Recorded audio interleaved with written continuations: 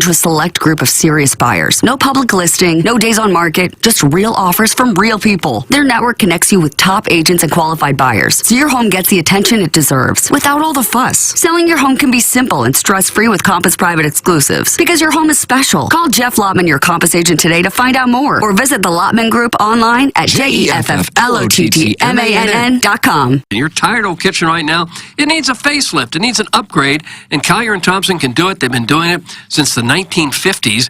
Their employees have more than 160 years of combined experience. Carolyn Beard and Bob Stride have been there as the owner for more than 20 years, and they're looking to hire some new lead contractors. So if you're a contractor of some kind and want to work for an outstanding company, this is it. Kyer and Thompson is hiring. Almost everything with Kyer and Thompson is right there in-house. You don't need to go to 5, 6, 7, 8 different places to remodel one room. It's all right there. With Kyer and Thompson, you got the countertops, appliances, lighting, flooring, hardware, plumbing, electric, all right there in-house. They have their own carpenters, their own specialized contractors such as licensed electricians, plumbers, tile and drywall installers, and floor guys. Contractors you can trust. These are guys that get it done better than anyone else in town. They do absolutely first-class work. Kyer and Thompson is on Manchester and Baldwin, next to Uncle Bill's Pancake House. Kyer and Thompson, come home to quality online at KyerandThompson.com. This is wide receiver Luther Burden III. Come support NIL and get a quote from my friend James Carlton. Thanks, Luther. That's right. For every quote you mention Luther Burden III, we'll make a donation to NIL on your behalf. Check us out online at carltoninsurance.net. 314-961-4800. Billiken Nation, this is your head coach, Josh Schertz. We want everyone to know SLU is for the Lou, so get your tickets now for as low as $125 or experience the excitement up close with 100 level seats for $540 by visiting SLUBillikens.com today. The 2024-25 schedule is a competitive one. The full slate will consist of 19 home games, including traditional rivals Dayton, VCU, and Loyola Chicago. Pack Chaffetz Arena to show the nation SLU is for the Lou. Buy your tickets now by visiting SLUBillikens.com. Hey, this is Tim McKernan. I regret not managing my finances better in my 20s and my 30s, and now I see how crucial it is for achieving major life goals. Mark Hanna with Evergreen Wealth Strategies helps everyday people every day with their finances, discussing cash flow, liquidity, investments, insurance, and tax-efficient strategies. No matter your financial planning stage, Mark will boost your confidence and keep you on track. Learn more at evergreenstl.com. Equitable Advisors, LLC, member FINRA, a broker-dealer and a SEC registered investment advisor. Equitable Financial Advisors and MI. Evergreen Wealth Strategies is not a registered investment advisor and does not provide tax advice. Hey, this is Tim McKernan, and I am here with Seth Goldcamp of Design Air Heating and Cooling, and I have been a long-time Design Air client. What separates you guys from everybody else? It's becoming more common for companies to just get their foot in the door. They try to come up with different ways to upsell. They try to see how much they can make off of a customer as opposed to, hey, we're in there to do a service. We're going to do it well. We're going to do it for a fair price. I don't know how many emails I have received from our listeners who experience the incredible customer service Design Air Heating and Cooling provides. It's Design Air Heating and Cooling, online at designairservice.com. This is Eric Conley, the founder of Illinois Recovery Center. At Illinois Recovery Center, our substance abuse treatment goes beyond mere recovery. It's about reclaiming lives filled with purpose, joy, and connection. Our dedicated facility is more than just a place of healing. It's a beacon of hope for individuals seeking to reintegrate into society and thrive in their work, family, and community roles. Our team is ready to help. If you or someone you know wants more information about the Illinois Recovery Center, please visit IllinoisRecoveryCenter.com. There's nothing more important than the look and feel of your home. So now's the time to make your home your retreat. Replace your tired old windows and doors with Marvin replacement products designed to improve comfort and efficiency. Fisher Window and Door Store, a reputable local company, will guide you through the entire replacement process. Their experts will help you make the right choice for your home, and they'll measure, design, and install your new windows and doors. Hi, I'm Jim Fisher. Since 1941, the Fisher family has provided you with quality American-made building products, including Marvin Windows and Doors. Come visit one of our showrooms in Brentwood or East Alton, and let us help you increase the value of your home. Bring that distinct sense of quality to every room with Marvin. Visit Fisher Window and Doors' huge, newly remodeled showroom in Brentwood, or Fisher Lumber in East Alton, Illinois. Quality and comfort starts at Fisher Window and Door, online at fisherwindow.com. Ready to step your game up to the next level? 5P Academy is the place for any high-level 8 to 18-year-old football player. Based in O'Fallon, Missouri, we have national travel, 7-on-7, and flag football teams with professional coaches. Pre-registration for our 2025 season tryouts in November is open now. Come be a part of the championship-winning 5P family. For more details, email info@5pacademy.com or call Dustin at 314-440-8457. Hey you, it's Dr. Pryor. If your mouth's been getting more action from late night pizza than it has from a toothbrush, it's time to come see me. At 100 West Dental, we know how to clean up your act and your smile. Whether it's overdue cleanings, a chipped tooth from a wild weekend, or just getting that fresh, I'm definitely not hungover grin, we got you covered. Look, we know you're not shy, so why shy away from getting your teeth right? Book your free consultation at 100westdental.com and let's give you something to smile about. Because hey, you deserve to be as smooth as Tim's golf swing. Introducing the first ever TMA Banty Brew, a 16-ounce canned wheat ale with orange and coriander and an image of all 4 TMA boys across the front. The Banty Brew, a refreshing ale made with white wheat, ground coriander, and fresh whole oranges. And now you can pick up the TMA Banty Brew at Salt and Smoke or at any area Friar Tuck's location. Must be 21 or older to consume or purchase. See the can at tmastl.com and find a participating location to try it for yourself. Brought to you by Charlottesville Brewery and Winery in St. Genevieve, Show Me Beverages, and Salt and Smoke. Find out more at tmastl.com. KPN-TFM HD2. Collinsville, St. Louis. This is TMA all day. Rise and shine, St. Louis. It's the Brown and Crouppen Morning After on KPN-TFM HD2, Collinsville, St. Louis. At the Morning After STL on YouTube and on TMASTL.com with Tim McKernan, Doug Vaughn, Iggy Strode, and Action Jackson. 7:07 in St. Louis. You're listening to TMA. It's presented to you by Brown and Crouppen. Welcome to the Munganess St. Louis Acura, Munganess, Burkhardt, Alton Toyota, 7 o'clock hour. And we welcome you to participate in today's program via the Kyer and Thompson phone line, 636-9004-TMA. The Schaeffer Door Company text inbox, 314-881-TMA5. You can also email in for our Design, Air, Heating, and Cooling email of the day, the morning after at InsideSTL.com. And then the YouTube chat, youtube.com/TMASTL, where 89 people were waiting for us to start our day, Doug. That's nice. Isn't that nice to have people very, waiting? Very nice. Show hadn't even started. Yeah. And the old hipster... And is that Tommy Hamilton, Denim Golf, or is it a different hipster? Do you know? Well, I don't know. This is somebody lurking on the YouTube page? Yeah, the old hipster, THEE, like the Ohio State University, the University High School. He just has that eggplant emoji. And it's pointed up, probably at about, I guess, 10 o'clock, 11 o'clock. Seems like he's pretty hard. Oh, and he's just sitting there on the Davenport waiting for the show to start? Eggplant emoji? Right there. Yeah, I don't get some of the kids, some of these youths. I don't know what they're talking about. John Scores is also in there. He's a big balloon party guy, but he's also a TMA guy. And says, "Morning, fellas. Saw Tim's pic with his wife at the Mizzou game over the weekend. Talk about smoking hot. She's such a lucky girl." Why Jackson laugh? I caught that. But did you catch like the redirect? Like you thought he was talking about one thing, but really, yeah, I got it. That's just classical comedy structure. Yeah, that's John Scores for you. Mm-hmm. Yeah, he's brilliant at what he does. Always has been. Can't go wrong with an eggplant in the morning. That's from, would you pronounce that Hydra or C Hydra? Yeah, I'm not looking at it. I don't know. You do your best. SIE, then capital HYDRA. HYDRA. Hydra? I don't know what it means. I don't know how you pronounce it. Can we just move on from that? Okay. The old hipster's addressed his erection. He says, "I'm waiting for you, Dougie." That's the eggplant emoji. See, now that's harassment. In its own way, it's harassment. I'm just sitting here ready to spit hot takes. And this is the kind of treatment we get. Now 116 people have gathered, probably because of that eggplant emoji that the old hipster has waiting for you.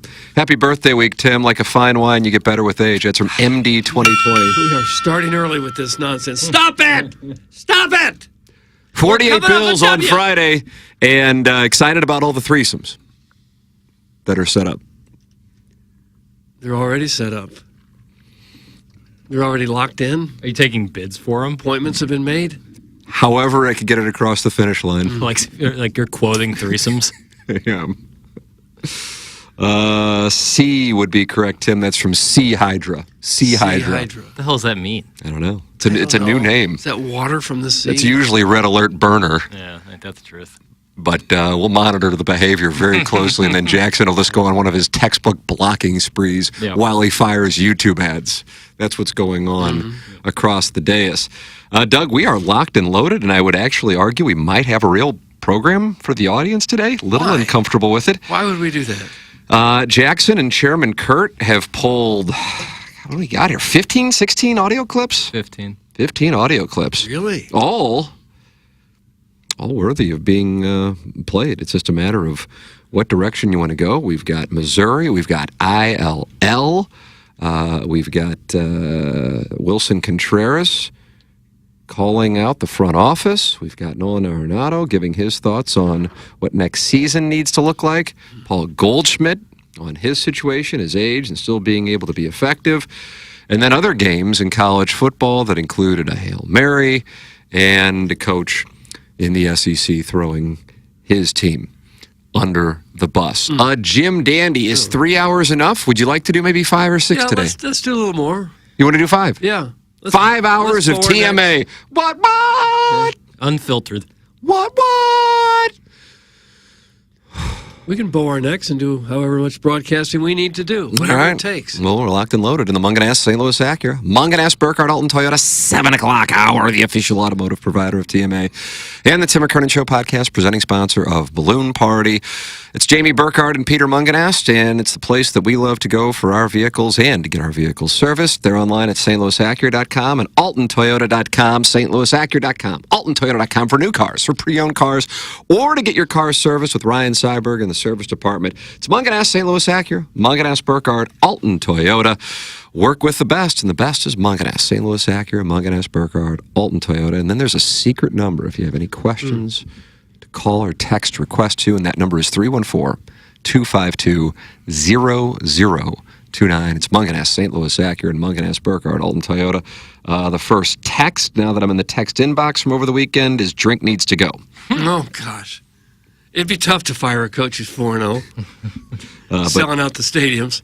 Now, I think the total package is doing performative stuff and has been, but I could be off the mark on this. I think this dates you do know, you have like a spreadsheet of texters, Big Racist. Yeah. And Big Racist may have made an appearance, by the way, a reappearance, I think, Jackson, you were telling me on Friday. Maybe if it's not the titular Big Racist. Hold on a second. Did you hear that titular? Why would you say that? Like the main title of Big Racist, who Brian Hoffman deemed whatever, how many years ago it was. But it's just another guy. It's just another guy who's Big Racist. Okay. And what's he saying? Racist things. This was from Friday. Yeah.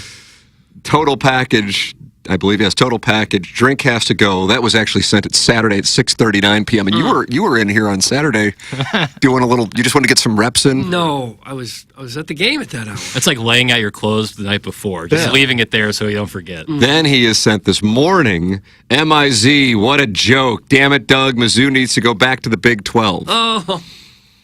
But I think he might be playing a character. I can't tell because he's been talking about Missouri losing since to Memphis last year. So I think it's a character. I think it's a bit. It might be a sketch. I don't know. Doug, you and I were in Columbia for a stunning Saturday afternoon and early evening at Memorial Stadium, Faroe Field.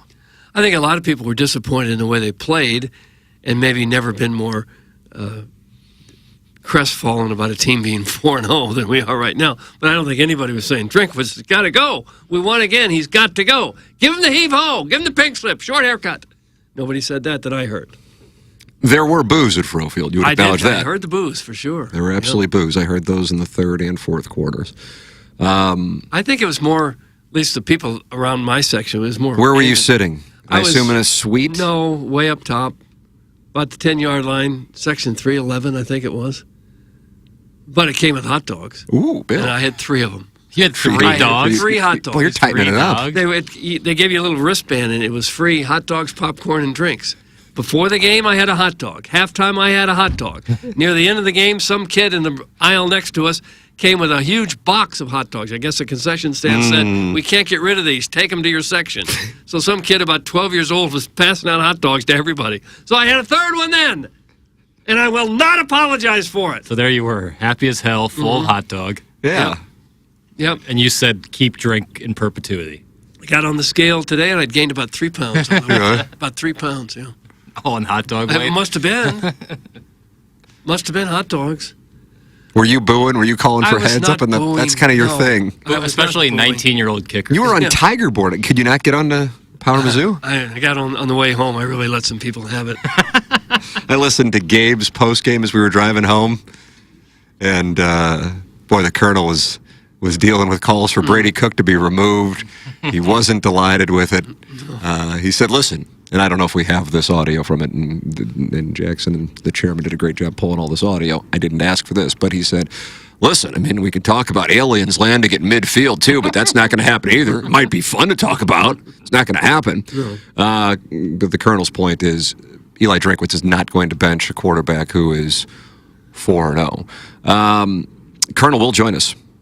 Brought to you by James Carlton, coming your way at approximately 9 o'clock. Missouri drops to number 11 in both polls. ILL surging up the rankings and has a big one this Saturday night. Missouri with a bye week. Perfect timing for the bye week. But ILL gets to see whether or not they're really for real. I think the Nebraska win's a good win. I think Nebraska's improved. Yeah. I think that's an obvious statement. Had it not been for Tennessee, it's probably the most impressive road win of the season. Maybe Texas beating Michigan and Michigan, but right up there. I would say Texas beating Michigan and Michigan, but it's still a very impressive road win. 4-0 and ranked number 19 in the country after winning at Nebraska on Friday night. I don't know how many people got a chance to watch that, but I was watching it. I wanted to see what they had to bring to the table. Super exciting game. And Illinois will get a trip to Happy Valley, Doug, on Saturday night. Okay. I'll be rooting for the Illini. Amen. Yeah, absolutely. Mm-hmm. Now, it probably will not be paid attention to by most people, considering Georgia and Alabama will be playing. But, Doug, maybe you can do one of those double boxes. Okay. I'll watch TV, and then I'll have another game on my phone. For the record, I was like, okay, I know they got Penn State coming up, and that's 7 o'clock, 6:30 start, excuse me, in Happy Valley. Maybe there might be something doing here. I don't know how many people who are not Illinois fans have looked at the schedule. I'm sure plenty of ILL have looked at it. But then they get a bye week. Then they're at home against Purdue, at home against Michigan. The trip to Oregon should be tough, but Oregon's had trouble with some teams you wouldn't expect them to have trouble with in the early part of the season. Then they kind of recorrected and beat the hell out of Oregon State last week. At home against Minnesota, at home against Michigan State, which lost on Saturday night to the team Missouri beat last week, Boston College. At Rutgers, that actually might be tough, by the way. Rutgers is kind of a sneaker this year. And then at Northwestern. My point being, keep an eye on ILL. Yeah, they could be a one or keep an eye on. Yeah, for real. That's a situation developing. Yeah. And maybe it develops in Columbia, Missouri, with the number 6 seed Tigers hosting the 11 seed Illini in the college football playoff. You think Mizzou's going to get to number 6, do you? That would probably be more surprising than Illinois getting in at this point. That's what the Colonel said. He goes, well, stop talking about the playoff. They don't look like a playoff team to me. They play like right Saturday. No. Now, here is an observation. I'm going to go Colin Cowarding today. And Doug, you say, what does that mean? What does that mean, do you think? Well, that means you're going to be one of the nation's leading talk show hosts for a while. Yeah, probably make. What do you think? What do you think he's making? Throw it out there. He's got that volume network, which I think has... Probably 2 or 3. 2 tree. Bruh. Yeah. You think more? Way more. Oh, yeah, I think so. Right. Way more. Yeah, we make 2 or 3. Yeah, 2.5. Well, yeah. That's thousand. True. Right. 2.5 thousand. We get a stipend. That's what I said at Brio. So I'm at the game on Saturday. And as you probably are well aware, Doug, when you're at the game, you can't necessarily see as well as you can see on television. Matter of fact, I got a chance to see the Colonel before the game. I tried to go to the Power Mizzou tailgate. They love me on Power Mizzou, so I wanted to allow message boarders to have an opportunity to interact and tell me how bad I am. But just missed it because we were hanging out at Willie's before the game, then got there, And I got a chance to catch the Colonel right as he was walking in. So the Colonel's tailgate was at the southeast corner of Mizzou Arena? I don't know where their tailgate is. And so we walked all the way from there back to Faroe Field and got a chance to talk it over. And I said, hey, you going to Tuscaloosa? And he said, no, because I can cover the game much better from watching on my television. I go, hey, God bless. You know, that's the move. And having been there at the game on Saturday, I would agree. I don't know why I chose to do this. Probably because it was an incredibly exciting game, although the performance was obviously disappointing. But I went back and I watched the first quarter when I got home on Saturday night, and then watched the rest of the game and went over it like I was John Gruden with a quarterback, going back and forth and watching the game, the final 3 quarters and the 2 overtimes. And I have to tell you, I came away while I was sitting there. And where we were sitting, we were in the north end zone, and I was just prepared for the north end zone. Here is another moment. It's going to be brutal. You at the M? Kind of close to the M. Yeah, that section that we could just walk. We're probably 20 feet away from walking out to the grass. But either way, preparing for just whatever. And I got to a point in the fourth quarter where I'm just like, I mean, this is going to suck. It's my son's first game at Faroe Field, my older son's first game at Faroe Field. But in the whole scheme of things, I mean, if you can't beat Vanderbilt and you had trouble with Boston College, the reality is you're not a playoff team anyway, so I was able to reason myself through it.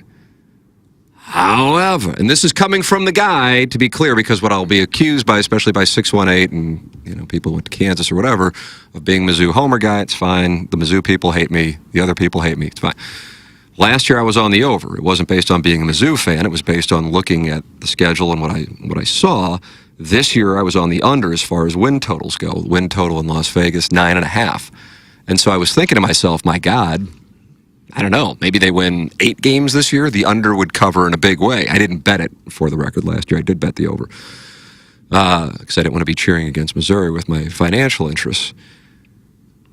Now that I've rewatched the game, as crazy as this is going to sound, and I'm not saying it for effect because who the hell is even going to talk about it, I'm not nearly as down on it as I was watching it and then reading/listening to the coverage of it. Missouri dominated the football game. Now, I know that sounds like a take, Smith. Hey, I'm trying to get followers for my podcast or my social media. But Vanderbilt had -3 yards in the second quarter, and they still outscored Missouri. Missouri handed Vanderbilt 3 points at the end of the first half. We will talk about that and the coaching decision there. That was something while you're watching it, you're going, wow. A lot of balls. Bold. Yeah. Also mismanaged the end of the clock at the end of regulation. So you had that going on. But as far as especially defensively, they dominated. I mean, they dominated. And I don't think when you're there, you necessarily see it.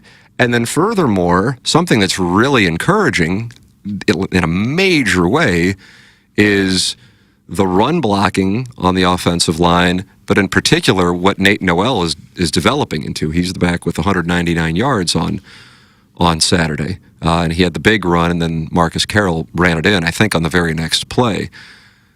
But Missouri dominated that game.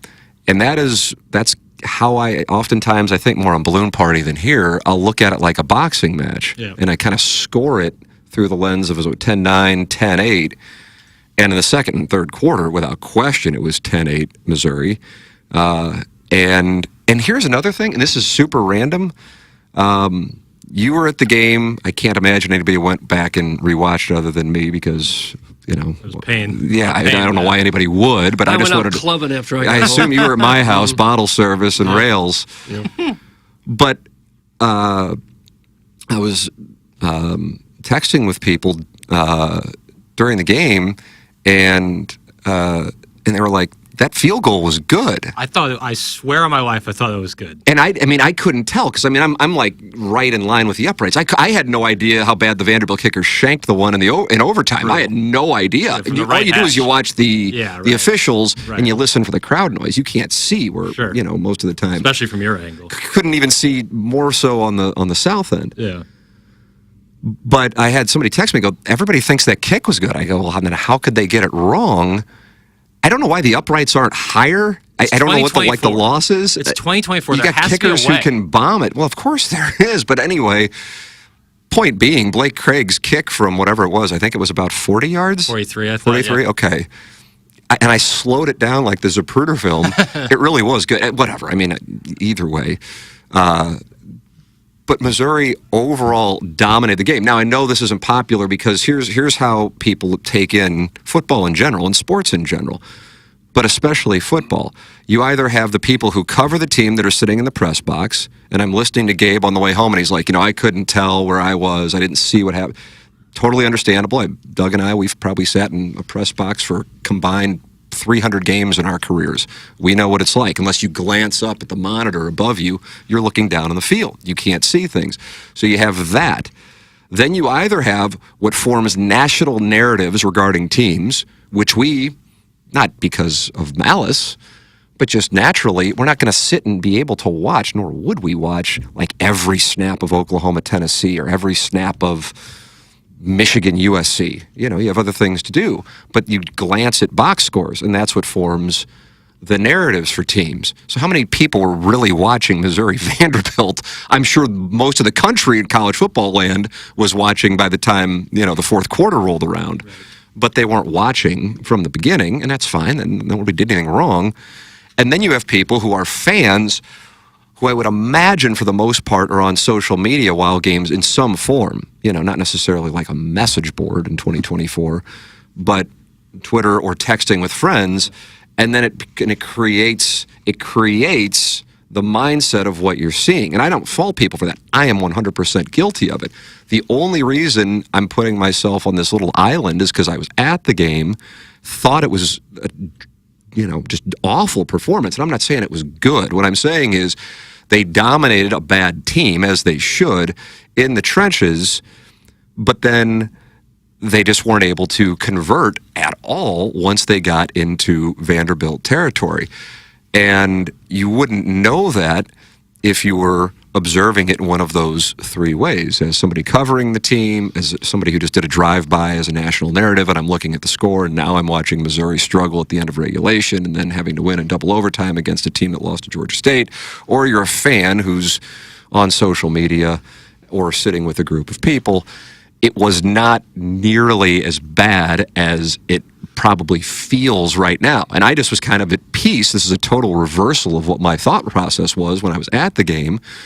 That I'm like, okay, if anything, I feel pretty encouraged because for the next 12 days, they're going to get healthy, number one, but number two, they're going to be in the mindset that, holy crap, we just nearly lost to Vanderbilt. And I think they're going to play a team that's good, but I don't think is great. And this is perhaps their most important game of the year. Because if they win this one, listen, if you have Vanderbilt in double overtime, anything's possible. But barring a real surprise, if you win at College Station, you're 6-0 because I don't think you can lose to UMass. And then you get Auburn, and Auburn's in disarray. We'll have some Hugh Freeze audio coming up. So therefore, if you win that one, you're 7-0, and all the talk about the Vanderbilt thing flies under the radar. So I actually like it. Now, here is where I am really concerned. I don't get what's going on with Brady Cook because that's not explained away. The trenches in Missouri dominating in the trenches, if you rewatch the game, you will see it both on their defensive lines and then also offensive line. But Brady Cook throwing into terrible spots and or missing open receivers or underthrowing or overthrowing balls, I don't know how to explain that. I don't know how to explain what looks like a slower running Brady Cook. But that is the thing that I can't explain away from it. His throw on the south end zone, it wasn't to Burden. I don't think it was to Weiss either. Might have been to Cooper, Miller, I'm not sure. Before the field goal that was clanked off the upright. That was a bad throw, and then the final throw before Craig's field goal that wound up being the game-winning field goal into Luther Burden. I don't know what your angle is there. I mean, it's into double coverage, maybe triple coverage, and it's not catchable. So I don't know what was going on there. What are your thoughts on Cook? He did make one good throw in that overtime. The pass to Burden was right on the money. It was perfect. Yeah, it was. Now, Burden had ridiculous separation, but yes, he completed 23 of 37, but the lion's share of those 23 passes were really short little dump downs. Sammy check down. You have to wonder if he's not hurt somehow. He doesn't run as often. He doesn't run as powerfully, and his throws are who knows where the passes are going right now. Underthrown, it's really bizarre. Overthrown, leading receivers too much, thrown behind receivers. Right. I don't know. Now, I think it's super encouraging because if he were hurt or if they had no faith in him, what you just cited, I never expected. Never. I mean, once Vanderbilt scored that touchdown, I'm like, oh boy, they're just not going to score. I've seen this song and dance. I felt like I was going back to Nebraska in 1997 when Nebraska scored in overtime and Missouri didn't get anything going in overtime when they got the ball. But the very first play, they just go right at it. And let me tell you something. Burden, when I watched on television, had clear separation. But from where we were, kind of in the corner of that end zone, it didn't look like that. And Cook released the ball. Burden's probably still at like the 7 to 10 yard line when he released that ball. And it was a perfect throw. That was a perfect throw. Point being, if Drinkwitz, Kirby Moore, if they don't feel faith in him or if he is hurt, I don't think that's the play that you're pulling out 1st and 10, down 7, with truly not just your season on the line, and that would not be hyperbolic, but the momentum for the program being blown up. That's what was on the line on Saturday in that 100%. overtime. And to his credit, to Luther Burden's credit, they were able to execute in that set of circumstances. So from that standpoint, to try to poke holes in it, that was incredibly encouraging. Number one, that they called it. Number two, that he was able to execute it. Yeah. I just wish they'd throw like that more often. I wish they'd open it up and throw it deep. You've got all these fast, speedy, All-American wide receivers. Use them down the field. About 20% of the time you get a pass interference call. Another 20 or 30% of the time you complete the pass. If it's intercepted, you've just had a 50-yard punt, in fact. Throw the ball down the field. I was going to ask you guys, because you guys were there, because with television it's tough to see the whole field. And from what I heard from the postgame, were they just running 2 high safeties the entire game to try to limit the over-the-top plays? There was that going on, and they were effectively both run blitzing and blitzing. There was a sack, and I went back to see it, and I think it was Fontenot, number 2, if I'm not mistaken, and he was involved quite a bit. Yeah. That got to Cook, and I think that was in the 4th quarter, if I'm not mistaken. They just were running some effective blitzes. Yeah. They came to play. There was one play, I mean, it's super obscure. That's why I asked you and Chairman Kurt to print out the game pack, which is something we used to get all the time at Rams and Missouri games, and it's online now. You don't need to print it out, but I wanted to highlight it. There was one play, and on the broadcast, Matt Stinchcomb, who's an offensive lineman, played at Georgia, so offensive linemen always like to call attention to offensive linemen, as they should, by the way. I think it's the most underrated position in all of sports is offensive line, where it looked like the Missouri offensive lineman was lifted up by the Vanderbilt defensive lineman, and then I think it was Cook who was tackled by his own, I think it was his guard. Yeah. Cameron Johnson. Okay, that's what happened, and this was in the 3rd quarter, if I'm not mistaken. And look at the way Vanderbilt's, but the guard Johnson starts yelling, and I can't recall who was the tackle, if I'm not mistaken, on the right side. Not Marcus Bryant. He's on the left side. Yeah, I can't remember who's on the right. Membu, perhaps. Yeah, Membu. Yep, big boy. And he's like, I blew it. Yeah. So what was supposed to happen there, if I'm not mistaken, I mean, I could be off on this. It's not like I know, and it's not like anybody's going to ask about that in postgame, is Membu was most likely supposed to be right there with Johnson, and then it was cleared to go to the right. Well, that wasn't a case of Brady Cook being slow. That was a tackle missing his assignment, just blowing it. And that's not good, but that's not Vanderbilt outplaying Missouri, which if you're just glancing at the box score, that's what it looks like. Same thing with Vanderbilt's first touchdown. Yet again, 3 straight touchdowns, going back 2 to Boston College, and then the first one against Vanderbilt. They were blown coverages. Was that Pride again? Yep, Toriano Pride was on coverage, and Pavia saw that he was flat-footed. And because he's focused on the backfield. That's what happened last week against Boston College. You just can't have that happen. I mean, this is Boston College and Pavia, and in all due respect to both of them, because they obviously can move the ball on the ground, but they're not going to throw it effectively. And they got burned on that. That stuff cannot happen. But that was a 65-yard play. And other than that, and listen, it counts. I'm not dismissing it, but other than that, Vanderbilt really didn't do anything offensively. Throughout the course of the game, they had one sustained drive after Missouri, after the debacle at the end of the first half, decided to punt it in the third quarter. But other than that, Missouri dominated them defensively, and obviously they were able to run the ball effectively, specifically with Noel. Otherwise, the guy doesn't nearly run for 200 yards. He had 199 yards. So to be able to do that, that's incredibly encouraging. The issue is what that run does, and as Gabe said, the offense needs to run through Noel, is you then capitalize by running play action. And they did get to do that with Burden's first touchdown. I mean, I saw, if you were at the game, and I don't know if you were observing it, Burden, you could see him coming right across the middle. There wasn't a soul near him. Yeah. I'm like, there he goes. Before Cook even threw it, you knew it was going to happen. It's an easy touchdown. That's what the run sets up. The weird thing is, going into the season, the talk was, including from myself, that Missouri may have one of the best wide receiving corps in the country. And that's fine. They may. But how come they're not creating separation if they're so great? That really hasn't been there. It was there in the first couple games. I didn't see a whole lot of it this past week. Burden had a drop. I guess he had two, but the one that was a deeper pass in the first half, second quarter, there was a guy like a missile coming across. Plus, I think there were two other Vanderbilt players around him. Still could have / should have been caught, but there was a guy, flying across him. This was toward the middle of the field, probably at around the 20-yard line. But otherwise, you would think that, whether it be Johnson, whether it be Weiss, specifically Burden, there would be more separation. Obviously, had the separation in the first overtime, but that hasn't been there. If you would have said they're 4-0, you would assume that there'd be all these long touchdown passes, but it's really been through short passes and yards after the catch or the running game.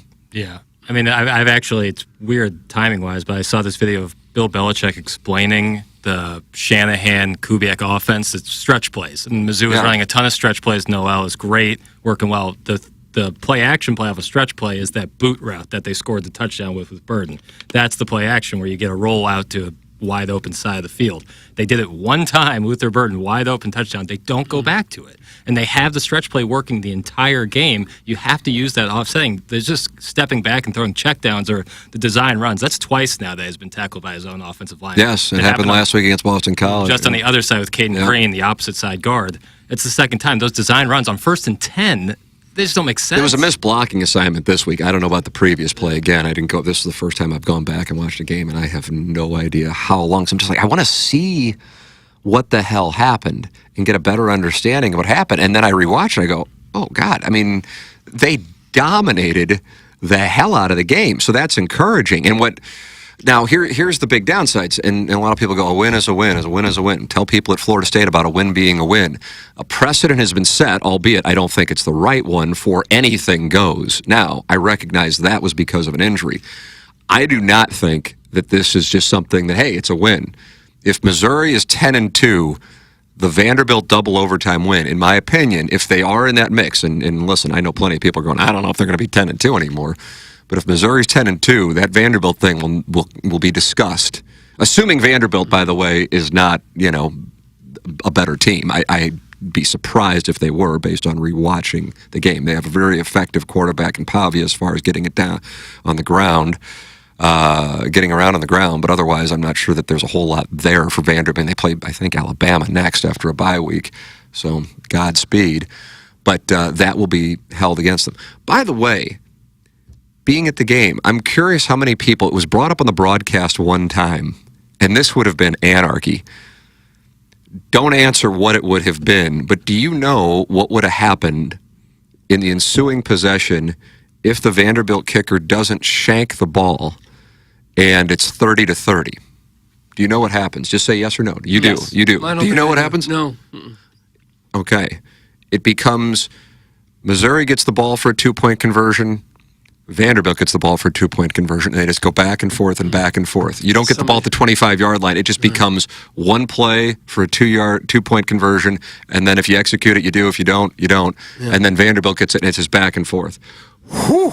Yeah, that would be that's like the crazy part of the new college overtime. Oh my God! Off. And I guess that's all because of this 7 overtime thing that happened at A&M. Exactly. Holy crap! And they don't want people to get hurt. I get it, but my God, that would have just been like snorting junk, in the purest form.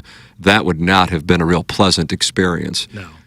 Well, as concerning as the final score was for most Mizzou fans, if Craig just makes his field goals, they win by 9. We thought they'd win by 20. Yeah. That was the spread. If they win by 9, we probably aren't as concerned as we are. And that's what I'm saying. And by the way, and this is another thing, and it's immaterial. I want to make this clear. This isn't like whining.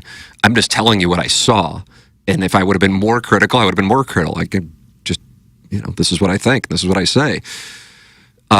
They were deep, and it was the possession where Craig hit the upright. Now that's one that really is tough to explain away because that was what? I don't even know, 24-yarder? Yeah. He was so good the week before.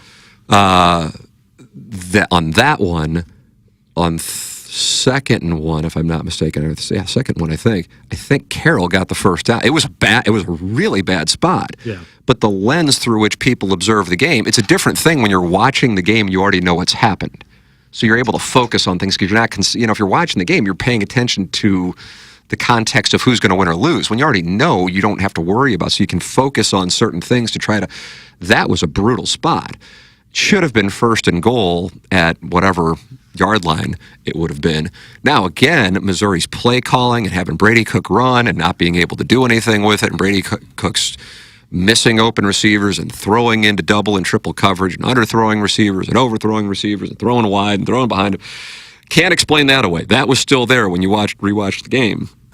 But that was another spot there where they absolutely dominated this team, which isn't to say, wow, that's great that they did that. It was just to go, I left that game going, okay, I mean, crap. They could lose to Carolina. They could lose to Arkansas. They could lose to A&M, obviously. They could Alabama and Oklahoma, as bad as Oklahoma's offense looks.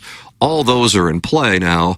And I'm not saying they're not anymore. I'm just saying I'm not nearly as down on it after going back and rewatching it because overall that was more like a 10-8 round for most of the game than 10-10, which is what the score would indicate.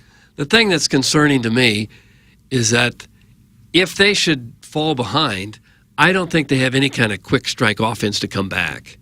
They get to show it this year. They have the talent to do it. Well, they had the talent last year, and many of the same players, but they don't look like the same guys. No. They haven't played up to their talent level. If they get a game where they got to go 80 yards in a minute and a half to score a touchdown, what do? I don't think they have it in them. At least not the way Cook is playing now. No, that is what we've always said is like that's been the biggest issue so far this year. It's the lack of explosive plays, the lack of passes that go in the air more than 25 yards for a big completion, not just a yak factory.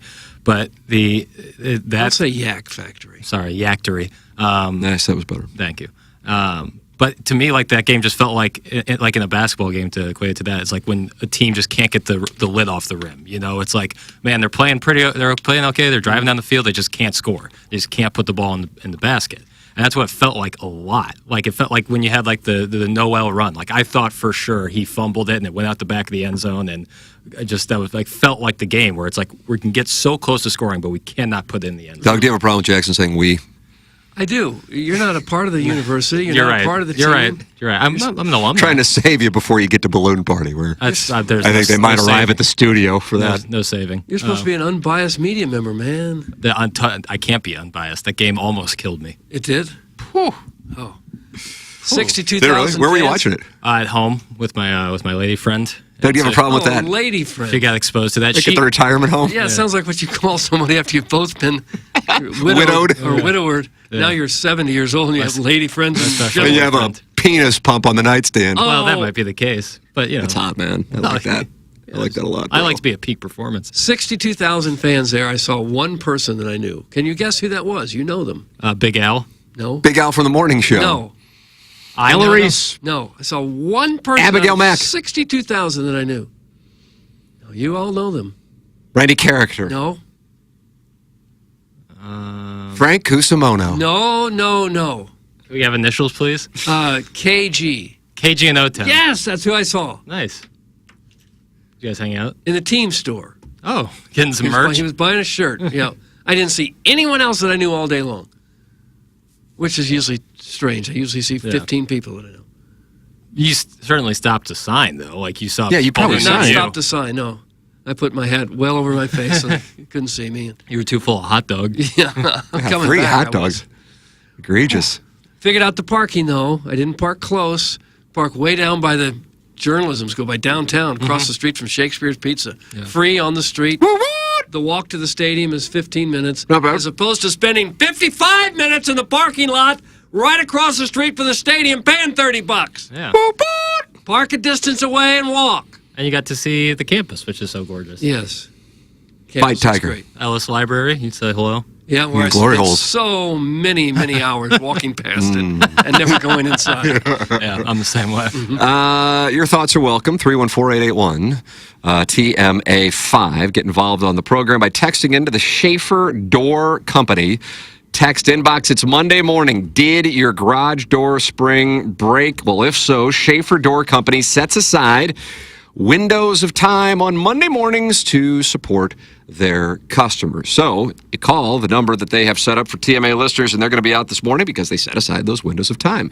You can call or text 636-782-3608, or just go online at schaefferdoor.com, SCHAEFER, door.com. They service all kinds of garage doors for service and new installs, and they have this Monday morning standby service for those doors that break over the weekend. They service commercial doors as well. So if you run a business or warehouse with big, tall doors, Schaeffer is experienced in these types of jobs. Go to schaefferdoor.com or call or text 636-782-3608.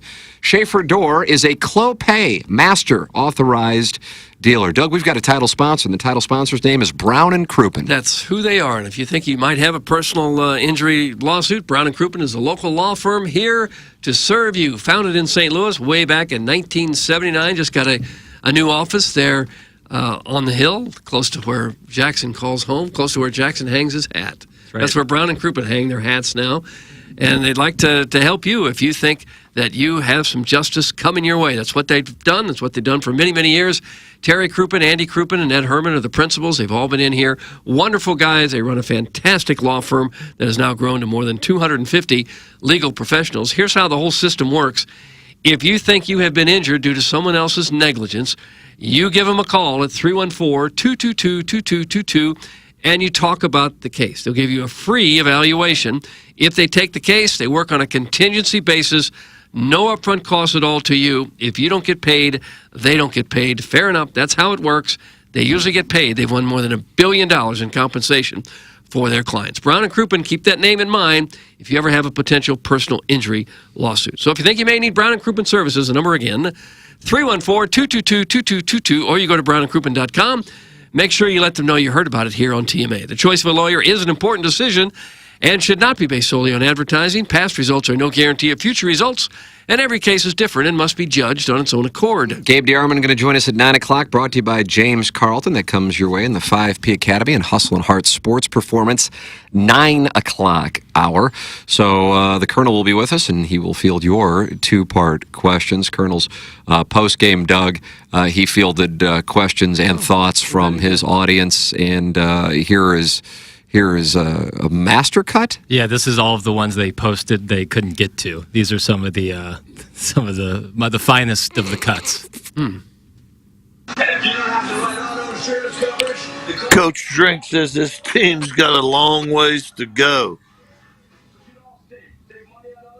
My question is, when are they going to start the journey and get there? Eli Drinkwitz is a stain. Oh. This team sucks. Defense is fine. Offense, I have no idea what they're doing. Lucky to get this win. I see 8-4 or 7-5. I'm sorry, I can't pretend no more. Yeah, this offensive line sucks a bag of dicks. Oh, God! Is it too late to go into portal and get some offensive linemen? Thanks. So I combed through like 40 pieces, and that's what I pulled out. This is who's listening to his show. I'm gonna play just sound like a well-educated. Just listen to this one again real quick. Eli Drinkwitz is a stain. 4-0. Oh God! Let me tell you something. That was a defining moment, not only for the program but specifically for the head ball coach, Doug. And as I said, having gone back and rewatched it, there's the interview with him on the field right afterwards, and the look on his face said, "Oh my God!" Yeah. All the calls that were going to come from Gainesville and wherever else they might have been coming here over the next few months, they would have been coming to a screeching halt had that taken place. Not just because you lose to Vanderbilt, but because, once again, at the end of games or at the end of a half, the Kansas State thing last year was one of the things that, of course, flew under the radar because Mevis hits the 62-yard field goal. They get an incredible win. The fans charge the field, and away the program goes. But what took place at the end of the first half, and hey, tip of the cap to the Colonel. I don't know how many people while they were watching were really intensely watching the situation. I still don't really know what happened because I'm not sure that the plan was to run a play. It just was so chaotic in the moment that I'm not sure that they were supposed to run a play.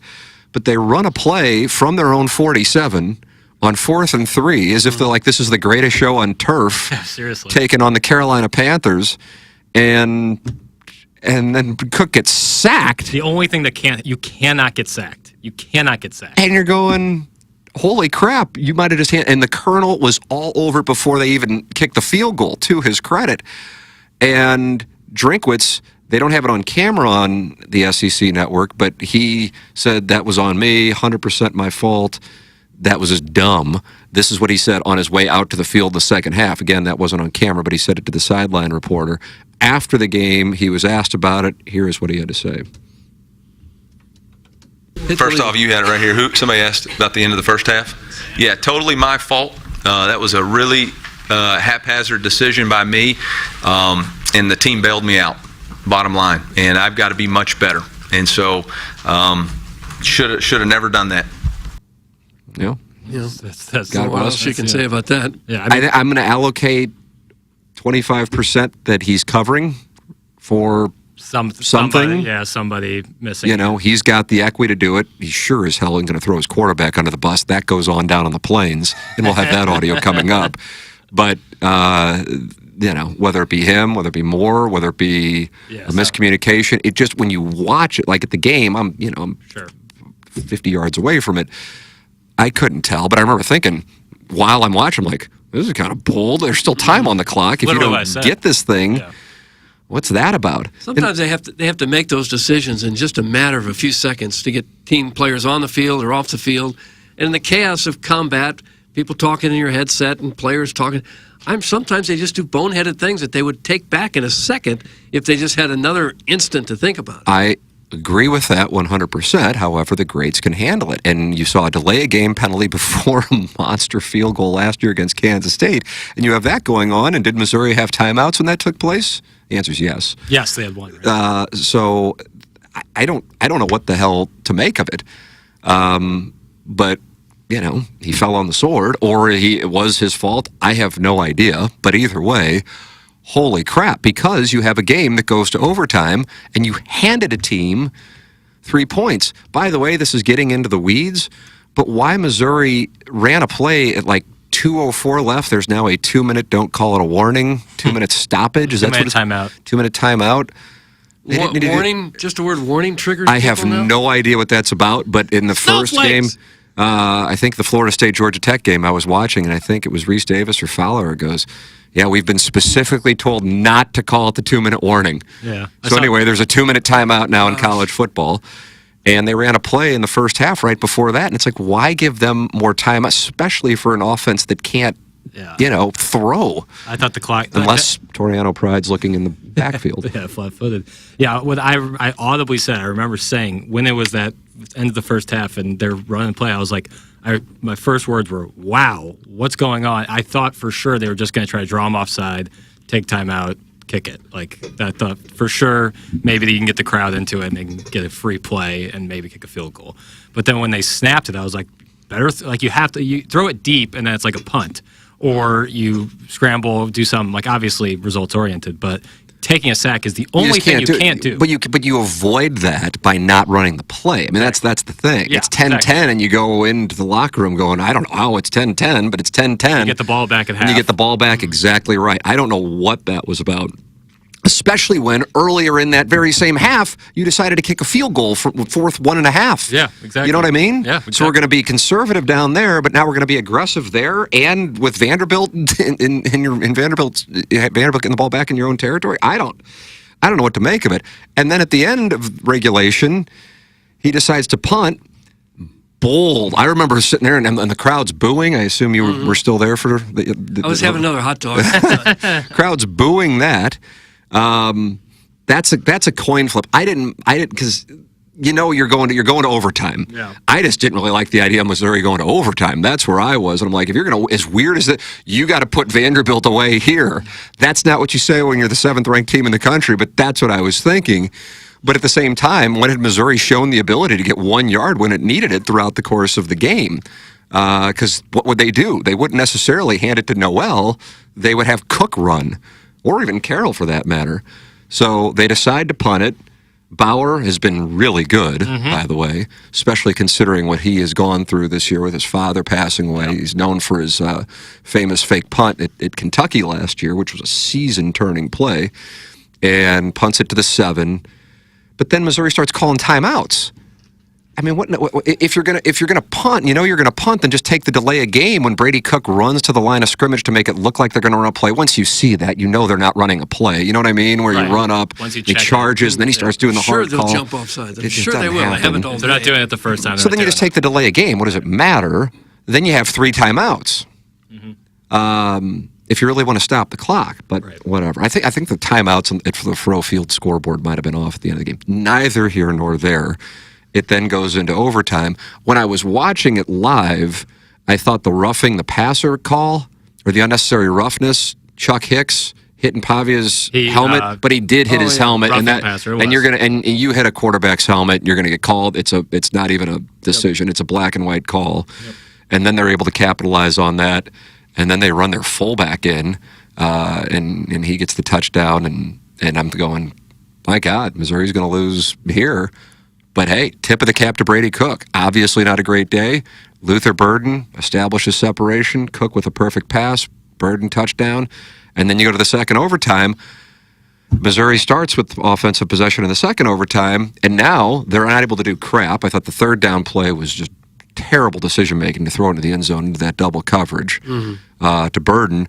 And now you got Craig out there who's missed 3 field goals, 1 short one that I actually think was good, and then he snap-hooked the other one. And to his credit, nailed it. He nailed it. A lot of pressure on that kick. You better believe it. And I'm thinking he's not going to make it either way. I'm like, well, Vanderbilt's going to score a touchdown. Right. And then I was thinking, when again, you're live at the game, so you can't see it. I was like, oh, I thought Toriano Pride was going to get flagged for pass interference. Now, having gone back and watched it, the Vanderbilt receiver was tackling Toriano Pride, because if he doesn't, Toriano Pride picks that off. Yep. Stinchcomb on the broadcast makes a great observation. Why in the hell is Vanderbilt running that play at that moment? When had Vanderbilt thrown a ball contested that they got throughout the game? Goal line fade, like it's Julio Jones. What a terrible play call. What a terrible play call. Killed them. And that offensive pass interference then changed everything. But still, their field goal kicker only had a 31-yard field goal. And I don't know if you observed this. I think it's Alyssa Lang who's on the sidelines. I think that's her name. She made this observation. I said this to my wife. I said, it just started to rain. I'm like, I wonder if that will be beneficial, because he's not used to that. He might not be prepared for it. It just started to rain like 30 seconds before they snapped that thing. And I don't know if that played a role in it, because when you're at the game, you can't tell how bad the kick is. But holy crap. I mean, if the uprights were just picked up and moved over, I think he still would have missed it to the left. Yeah, he's on the right hash, and he hooked it way left. Dead left. And I recall seeing, I don't know which player it was from Missouri, when he missed it, one of the defensive players who's out there on the field goal team just takes his helmet and just throws it down like, you gotta be effing kidding me, it's over, and we actually won this thing. And so help me, I was prepared for the loss. I was expecting I was another too. north end zone debacle. From about the fourth quarter on, it felt like a loss. No. It's overcast skies. The crowd's really not in it. Some are booing. But this feels like a loss. Like something horrible is going to... The end of the game is going to end just like the first half ended. Yeah. But I did feel horrible for the Vanderbilt kicker. What a thing to have on your resume for the rest of your life. Brief aside, but did it look like he was wearing no pads at all? Like, those are the thinnest pads I was in section 311. You think I could see the kicker's With pads? hot dogs in his gullet. The thinnest pads I've ever seen in my entire life. He's up there looking like he's just in his jersey. Gosh, this was going to be Vanderbilt's biggest win in probably years. Yeah, He's got to. I think they have a 28-game losing streak to top 10 teams. The last Got to one go they back had was to South Carolina in 2007, the magical 2007. Get back on the 7-6. plane with all those guys that fought so hard, and then he blew it with one horrible kick. I feel bad for those. But I mean, on the other side, you saw the Mizzou kicker miss 3 field goals, maybe 2. I still feel for him. There has to be a better way to see if a field goal is Right. good I or mean, not. with kickers, now you're watching the NFL, it's a 60-yard kick, and you don't go, oh, that's a big deal, when it used to be the record forever. Yeah. Tom Dempsey, right? Yeah, with half a foot. Right. That was the 63 record forever. And now it's kind of like, okay, he's going to go out there and kick it 61 yards, and nobody really bats an eye. I don't know why the uprights aren't high. I mean, maybe there's an actual Or there's reason for it. A sensor of some sort, like Right. VAR in soccer, where they have the wall to tell you where. The ref's just looking up and being like, I guess. Like, Well, he the post isn't immediately high said enough. it was no good. The other, that's the official who's under it, and then the other guy looks to get the confirmation. That's how they do it. And I'm like, because I didn't even know, and I got a text. They go, "Hey, I think that kick was good." I go, "I don't know. I mean, I couldn't tell."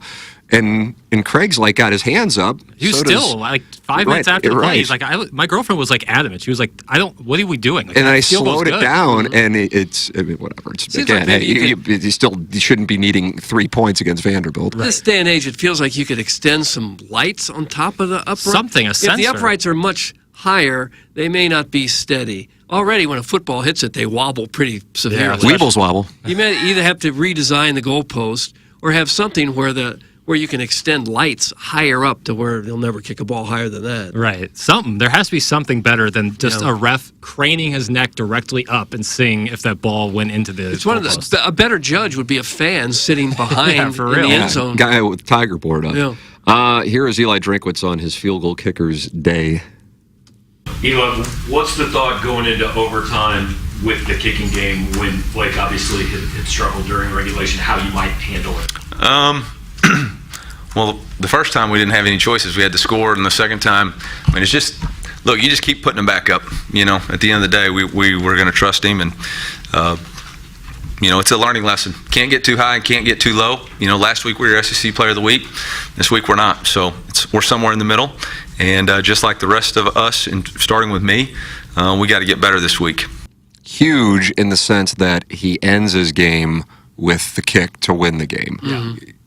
Going forward, because he's going to be in front of 102,000 people here in 12 days, and there's a good chance that they're going to need him to be in a good state of mind. I think you can make the case that Harrison Mevis experienced regression mentally after missing that chip shot against Auburn, and he overcame it with the bomb against Kansas State. But if I'm not mistaken, he had a couple issues early on in the season last year. I think he missed a big one against Kansas State. I think he got brought out, and that was like maybe in the first half he had missed a field goal. So psychologically, that's such a big thing for kickers, and I had zero faith, candidly, but at the same time, I didn't realize how close the one was. But obviously, he missed a chip shot in the first half.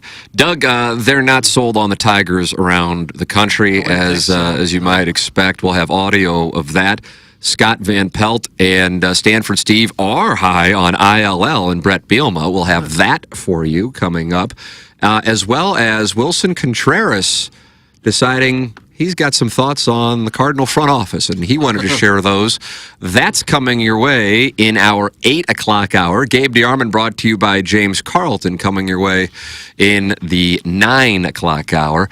It's the 5P and Hustle, 5P Academy and Hustle and Heart Sports Performance 9 o'clock hour. Fisher Window and Door Store 8 o'clock hour. This closes out the Munganess, St. Louis Acura, Munganess, Burkhardt, Alton Toyota 7 o'clock hour. It's the morning after, presented to you by Brown and Crouppen.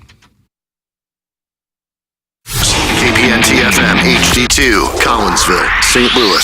This is TMA All Day. Thinking about selling your home, but not thrilled about going public? Check out Compass's Private Exclusives with Jeff Lotman. With Private Exclusives, your home is shown to a select group of serious buyers. No public listing, no days on market, just real offers from real people. Their network connects you with top agents and qualified buyers, so your home gets the attention it deserves without all the fuss. Selling your home can be simple and stress-free with Compass Private Exclusives, because your home is special. Call Jeff Lotman, your Compass agent, today to find out more, or visit the Lotman Group online at JEFFLOTTMANN.com. Looking for the perfect spot for your next private event? Whether it's a baby shower, bridal shower, birthday party, or business meeting, Rosalita's has you covered. Enjoy the vibrant atmosphere in one of Rosalita's 2 exclusive private rooms with a customized menu that is perfect for your upcoming event. And if you're planning a date night, don't miss the lively mariachi nights every Friday and Saturday. Plus, Rosalita's gift cards make the perfect gift for any occasion. Come celebrate at Rosalita's, where every event is a fiesta. Learn more at rosalitacantina.com. Elevate your performance.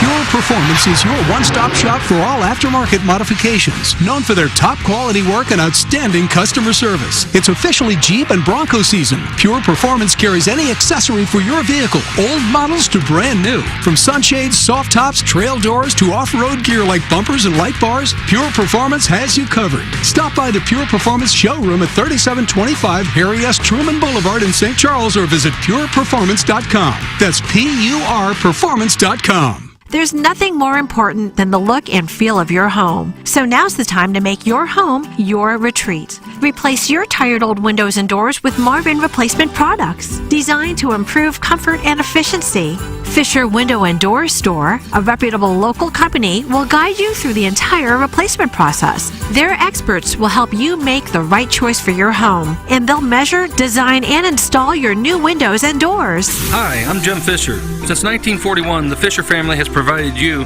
with quality American-made building products, including Marvin Windows and Doors. Come visit one of our showrooms in Brentwood or East Alton, and let us help you increase the value of your home. Bring that distinct sense of quality to every room with Marvin.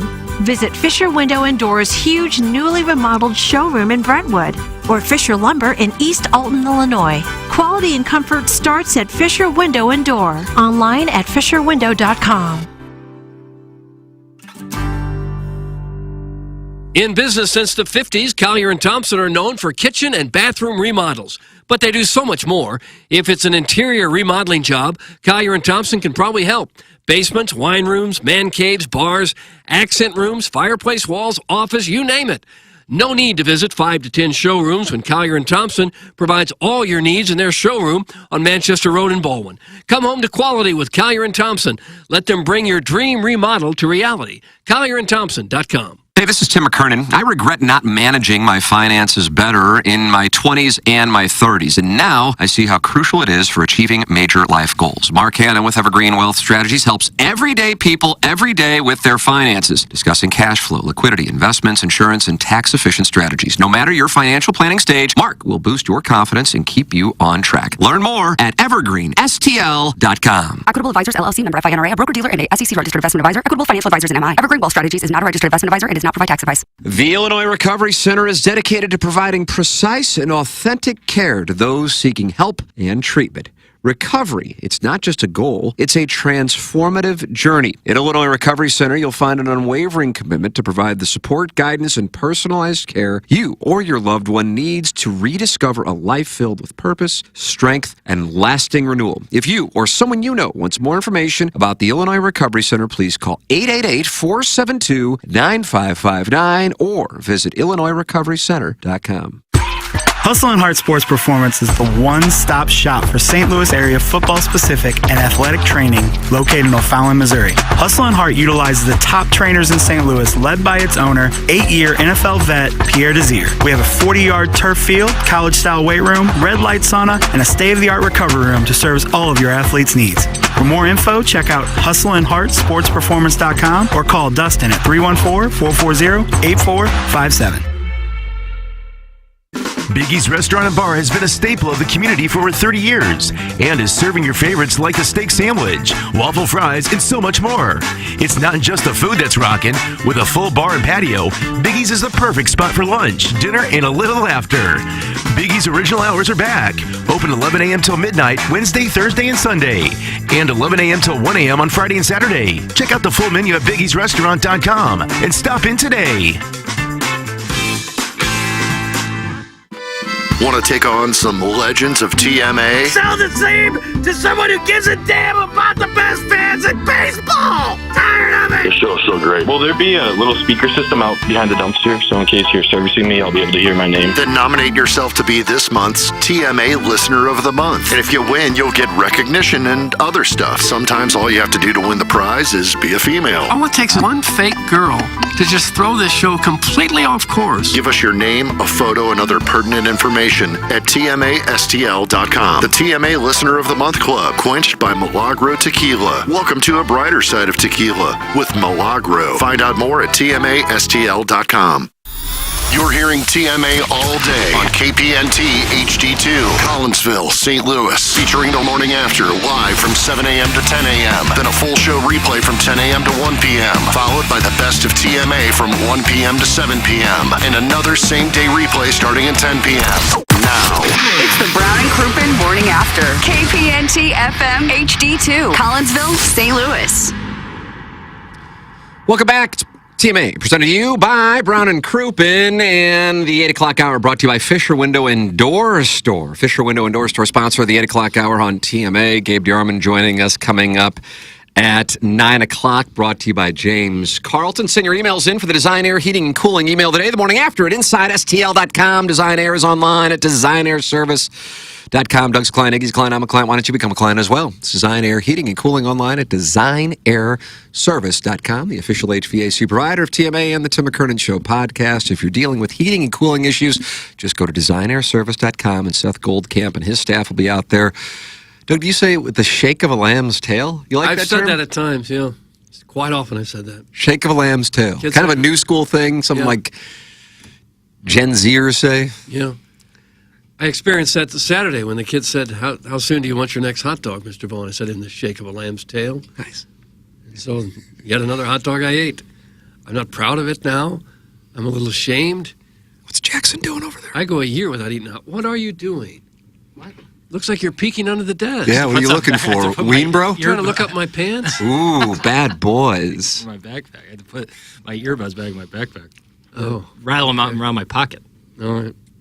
Well, did you have time to think of a new goalpost we can invent? TNA goalpost standard that'll Yeah, can you get clear on up some that, of the please? confusion in Design Air is online at DesignAirService.com. Thank you, Seth, for your sponsorship. About 9 years, too, I think. Maybe 10. It might be 10. I don't know. 10. So sponsor the email today. Send yours in the morning after at InsideSTL.com. Fisher Window and Door Store, 8 o'clock hour. And you're welcome to get involved by calling into the Kyer and Thompson phone line, 636-9004-TMA, or by texting into the Schaeffer Door Company, text inbox 314-881-TMA5. Doug, the Cardinal home schedule comes to a conclusion yesterday. The Cardinals finish off the season for the first time in, quote-unquote, New Busch Stadium with less than 3 million fans, 2,869,783. The final total. First time that the Cardinals have drawn less than 3 million fans since Busch Stadium 3 opened in 2006. And you have to wonder how many of those, that 2.8 that they drew, were even there. Because over the last month of the season... 2.25. That might be about right. Because over the last point of the season, they were still announcing crowds of 30,000 or so when there were more like 9 or 10 in the building. Right. Something's got to go. They've got to have a major shakeup. Well, Wilson Contreras agrees with you. Following yesterday's Jim Dandy of a victory over the Guardians, Wilson Contreras gave his thoughts on this season and what has to happen this off-season. So do you feel like it's something you guys can improve, like individually can improve and get where you need to get, or does there have to be some bigger changes than that? There's some areas that you need to be addressed to. I don't know if the front office is going to, but like I said before, We didn't come as an offense at all during the whole year. There's a lot of holes throughout the lineup from 1 to 9. And the only thing that we can control is show up next year and keep working. But as an organization, I think the Cardinals are one of the biggest organizations in baseball. And if I was them, if I was the front office, I'd be hungry to own this division. But we haven't owned this division like in the last 2 years. No, they certainly have not owned the division. The Brewers own the division in a big, big way. Not even close. Not even close. One thing they have to do, regardless of who's running the team, they've got to get a big home run hitter in the outfield somewhere. They've got to have some punch in the lineup. But what if you don't have the starting pitching that can keep up for 162 games? You need that too, but right now it's their offense that's really the weak point of the team. They had 5 hits again yesterday. They won. One extra base hit. Contreras' comments were really more, actually, when you read the whole thing, were about the offense. Well, that's the big weakness right now. But yes, but the issue is it's not like they have. It's not the only issue. No, it's not the only issue, but that's the glaring one, I think. Right, but it's almost like if you can't fix all of the problems, is there a point in fixing just one of them? Which was Randy Carricker's issue last year with the Sonny Gray signing. It's like, okay, so you're going to win 80 games with Sonny Gray. Is that worth, $75 million? And it's not a done deal that they'll win 80, but they're at 79 and 77 and have been officially eliminated. Barring a surprise, they'll finish in either second or third place in the National League Central. They're 3.5 games up on the Reds, who have decided to decline the quarter that they earlier were asking for. Right, and fired their skipper. David Bell let go last night. He got the pink slip.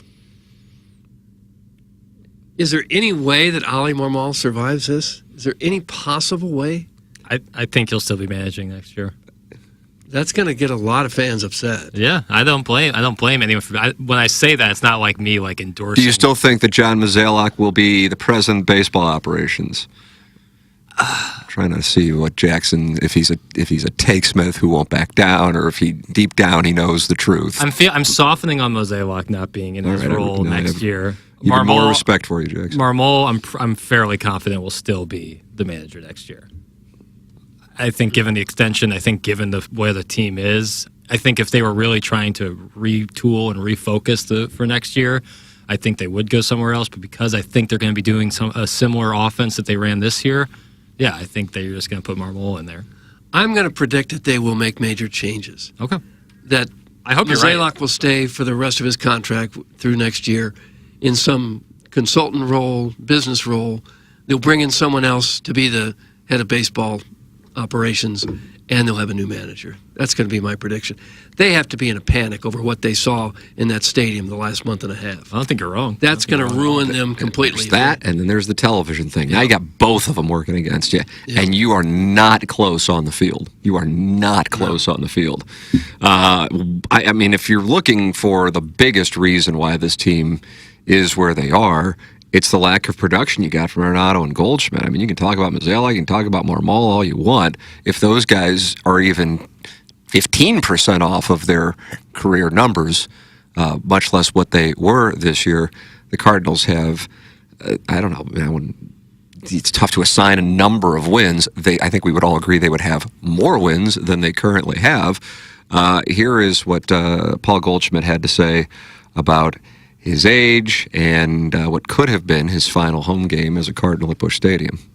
I feel like physically, you feel pretty certain physically, like that's not a thing that's like causing some of those habits. Like, people obviously jump to age and say, "Oh, physically things start happening," and that causes some of this. I mean, I'm sure that's not the first time that's been mentioned. Or you're gonna hurt my feelings. Don't worry. Yeah. So where do you fall on that? Like, how do you assess that? I mean, to say that when I'm 37 now, that you're gonna, be the same as when you're 27. I mean, that's just not the truth, but you can still perform at that age or at my age, and I've seen guys do it, and I think I'm confident that that's not holding me back, but it's part of what goes on in your career as you get older. You've got to make adjustments and you've got to adapt, and even I remember being younger and just always thinking about just wanting to play for a long time and starting to try to look ahead, take care of my body. Back then, I think now's the same way. And, there's some things maybe you got to do differently. Like I said, you got to adapt. But there's definitely ways that, you can still perform. Doug, was that audio off Channel 2? Is that what they say? It wasn't the greatest audio I've ever heard. Crosstalk. I pulled that from STL today. Okay. Well, his stats are 243 average, 21 homers, 60 RBIs, 709 OPS. And how much money does he make? $26 million. Yeah. If you sign him, I think the only way you can sign him is on one of those Adam Wainwright incentive contracts. You give him a few million a year and say, if you hit 30 home runs, we'll give you another $5-6 million or whatever. Yeah. I just don't think that you can go down that road any longer when you have so many holes. You can't spend that kind of money on a declining asset. Couldn't agree more. Yeah, I don't. Unless it's for the bare minimum that he could take, given his age and status, I wouldn't touch him. For the life of me, I don't know why they didn't just play Baker the last month to see if you have anything there. If a guy's a huge hitter in AAA, wouldn't you at least take a look at him instead of one pinch hitting spot every other night or something? Wouldn't you at least have had him out there over the last? Their mindset was up until about, I don't know how many days ago, that we're going to play like we're still in it. That was why Lance Lynn got the ball. Then he was promptly put on the IL. And if you watch his post-game comments, it was clear he wanted to be put on the IL. So that was the reasoning. Whether we agree with it or not, that was the reasoning. And now what Nolan Arenado has to say. Sonny Gray's on the IL, too. Here's Nolan Arenado. All right, hit the list. You look at this team offensively. I mean, obviously, I know you've talked about how you feel responsible. Do you feel like there's enough here to get you guys back where you need to be offensively, or there have to be some major changes come this winter? I mean, listen, Art. It's we're gonna probably need some help. I mean, it's just the numbers are saying it, and I know, like I said, I keep pointing back to myself and got to play better, and I think I can help this team more. But our ballpark, you don't necessarily get rewarded for hitting the ball good, and that's always tough. And when we have a young team like we do, it's not easy. So I think we're all open to a little help. That'd be great. So I don't know if that's gonna happen, and if it doesn't, it is what it is. We just gotta continue to find ways to get better, and I think we will. Wow. Jackson and I were texting this morning, and I was pulling audio from all kinds of different places for him to use the shears on, and I said, hey, there's Goldschmidt and Arenado. I haven't had a chance to listen to it. That was a pretty, don't you think? That was kind of the juiciest one of the three. Yeah. The juiciest and I would have thought it might be the least of the three. No, it was the juiciest. The Contreras is the one that's getting all the attention. Right, but replay it if you would and pay attention. Doug, you'll have to dial in because they use the Channel 2 audio. When they turn it up a little. Here's just Channel 1 audio, please. I mean, listen, Art. We're gonna probably need some help. I mean, it's just the numbers are saying it, and I know, like I said, I keep pointing back to myself and got to play better, and I think I can help this team more. But our ballpark, you don't necessarily get rewarded for hitting the ball good, and that's always tough. And when we have a young team like we do, it's not easy. So I think we're all open to a little help. That'd be great. So I don't know if that's gonna happen, and if it doesn't, it is what it is. We just got to continue to find ways to get better, and I think we will. The ballpark taking shrapnel. Yeah, it's just kind of out of nowhere. Right. That's kind of like got a young team, so it makes it tougher. Yeah. We got to find ways, but if it doesn't happen, it is what it is. Little ballpark blame coming. He started his career in the most conducive ballpark to power hitting. He's still raging about that ball he crushed in Game 1 against the Phillies, and it got caught at the warning track. Yeah. I didn't see that one coming. Yeah, and then and he kind of catches himself. He's like, but even if we don't, we'll do the best we can. Yeah, he and Goldschmidt are both pretty good at not saying anything too controversial. Yeah. This is about as close as he gets. Yeah, no, saying we need some help. Yeah, a lot of it's not really groundbreaking stuff. No, it's just weird to hear. But number one, to talk about the ball, I'm not saying like, oh my God. I'm just like, I just listened to it. I'm like, he isn't going to say anything like you said, which is fine. God bless. But the ballpark taking a hit. For that to even be on his mind, it's not like the person asking the question said, hey, this ballpark, huh? He's only got 16 home runs this year, and he's had 564 at-bats. He's got to have twice that many home runs to get your money's worth. For the record, he will be getting money from the Cardinals and the Rockies, which is a nice gesture on Colorado's part. Just with how well they've performed, they felt like spreading the wealth as an organization through 2027. The Cardinals are paying him $32 next year, but $5 is paid by the Rockies. The Cardinals are paying him $27 and $26. $5 of that paid by the Rockies, and the Cardinals are paying all $15 million in 2027. I saw a meme yesterday. I think it's true. It said Max Scherzer made like $12 million this year from the Nationals, $35 million from the Mets, didn't pitch for either team, and another $10 million from the Rangers. Total of like $57 million. He pitched 9 games this year. Yep. Backload deals. You give big contracts to old pitchers, you're just asking for it. But that's kind of like, because of the way baseball is set up, you kind of only have the option to give money to old pitchers. Like, it's kind of rare. Yeah, you also have the option not to. I know, but it's rare for a free agent pitcher to be in their 20s. That's why the guy from Japan this offseason, Yamamoto, was so attractive, because he was 25 and you can give him a free agent deal. Right. Well, that's different than giving one to somebody who's 35. I know, but just there's don't do it. Okay, well, where are they getting paid? Someone's got to pay these guys. Nobody has to pay them that kind of money. Yeah, we saw that with Jordan Montgomery, and that's kind of how that worked out, and probably to the benefit of baseball teams. But the way the baseball's set up is, if you're under 30 and getting a free agent deal, that means you're like a phenom. You know, even Paul Skeens is going to be up near 30 when he gets a free agent deal. But if everybody would come to their senses and realize we're not going to give $45 million a year to a pitcher who's 38 years old, they wouldn't get it. There's no rule that says you have to give it to him. So blame Cashman, Brian Cashman of the Yankees. Brian Cashman, Doug, give him a piece of your. I'm not going to blame him. Give him a piece of your mind. It was the Mets that spent all the money on it, wasn't it? All right, they blame Cohen. Come on, Cohen. There you go. Stop it. Stop giving such stupid money to players beyond their prime. He's a first ballot Hall of Famer. We got it. But you're paying him like he should have been paid 10 years ago, not now. Nice. And now you're paying the price. And I am tired of it. Nice. Doug's takes, when he is all worked up like he is, he's wearing mittens, and those are the EDF hot take mittens. Engineered Design Facilities, heretofore known as the EDF Group, sponsor of Doug's Hot Take Mittens. Do you want to support the EDF Group as a sponsor of TMA? It's real simple. Do you have a fire extinguisher work? The answer is yes, you certainly do. So please email the EDF Group at fire@theedfgroup.com so a technician can come out and explain to your team how the EDF Group can save your company money. Again, that email address is fire@theedfgroup.com. The EDF Group is hot and will prevent your facility from having hot fires. Experience the EDF Group difference. Learn more at the edfgroup.com. That's the EDF Group. We have 343 people in the YouTube chat. Really? That's a record for when there's not a woman around. I was going to say, that's woman-like numbers. What's going on? Chairman, what's going on in that YouTube chat? Oh, let me take a look. Is there Kara back? No Kara, no. What did she describe herself as? A pure lesbian. Thank you. Pure, I like that. I thought she said she was a bad gay. No, she did say that too. Pure lesbian / bad gay. No, it looks pretty standard in the YouTube chat today. Right. Well, the people are active. God bless. Glad they're there. Thank you. You can participate. YouTube.com/TMASTL. Email in for our design, air, heating, and cooling email today, the morning after at InsideSTL.com.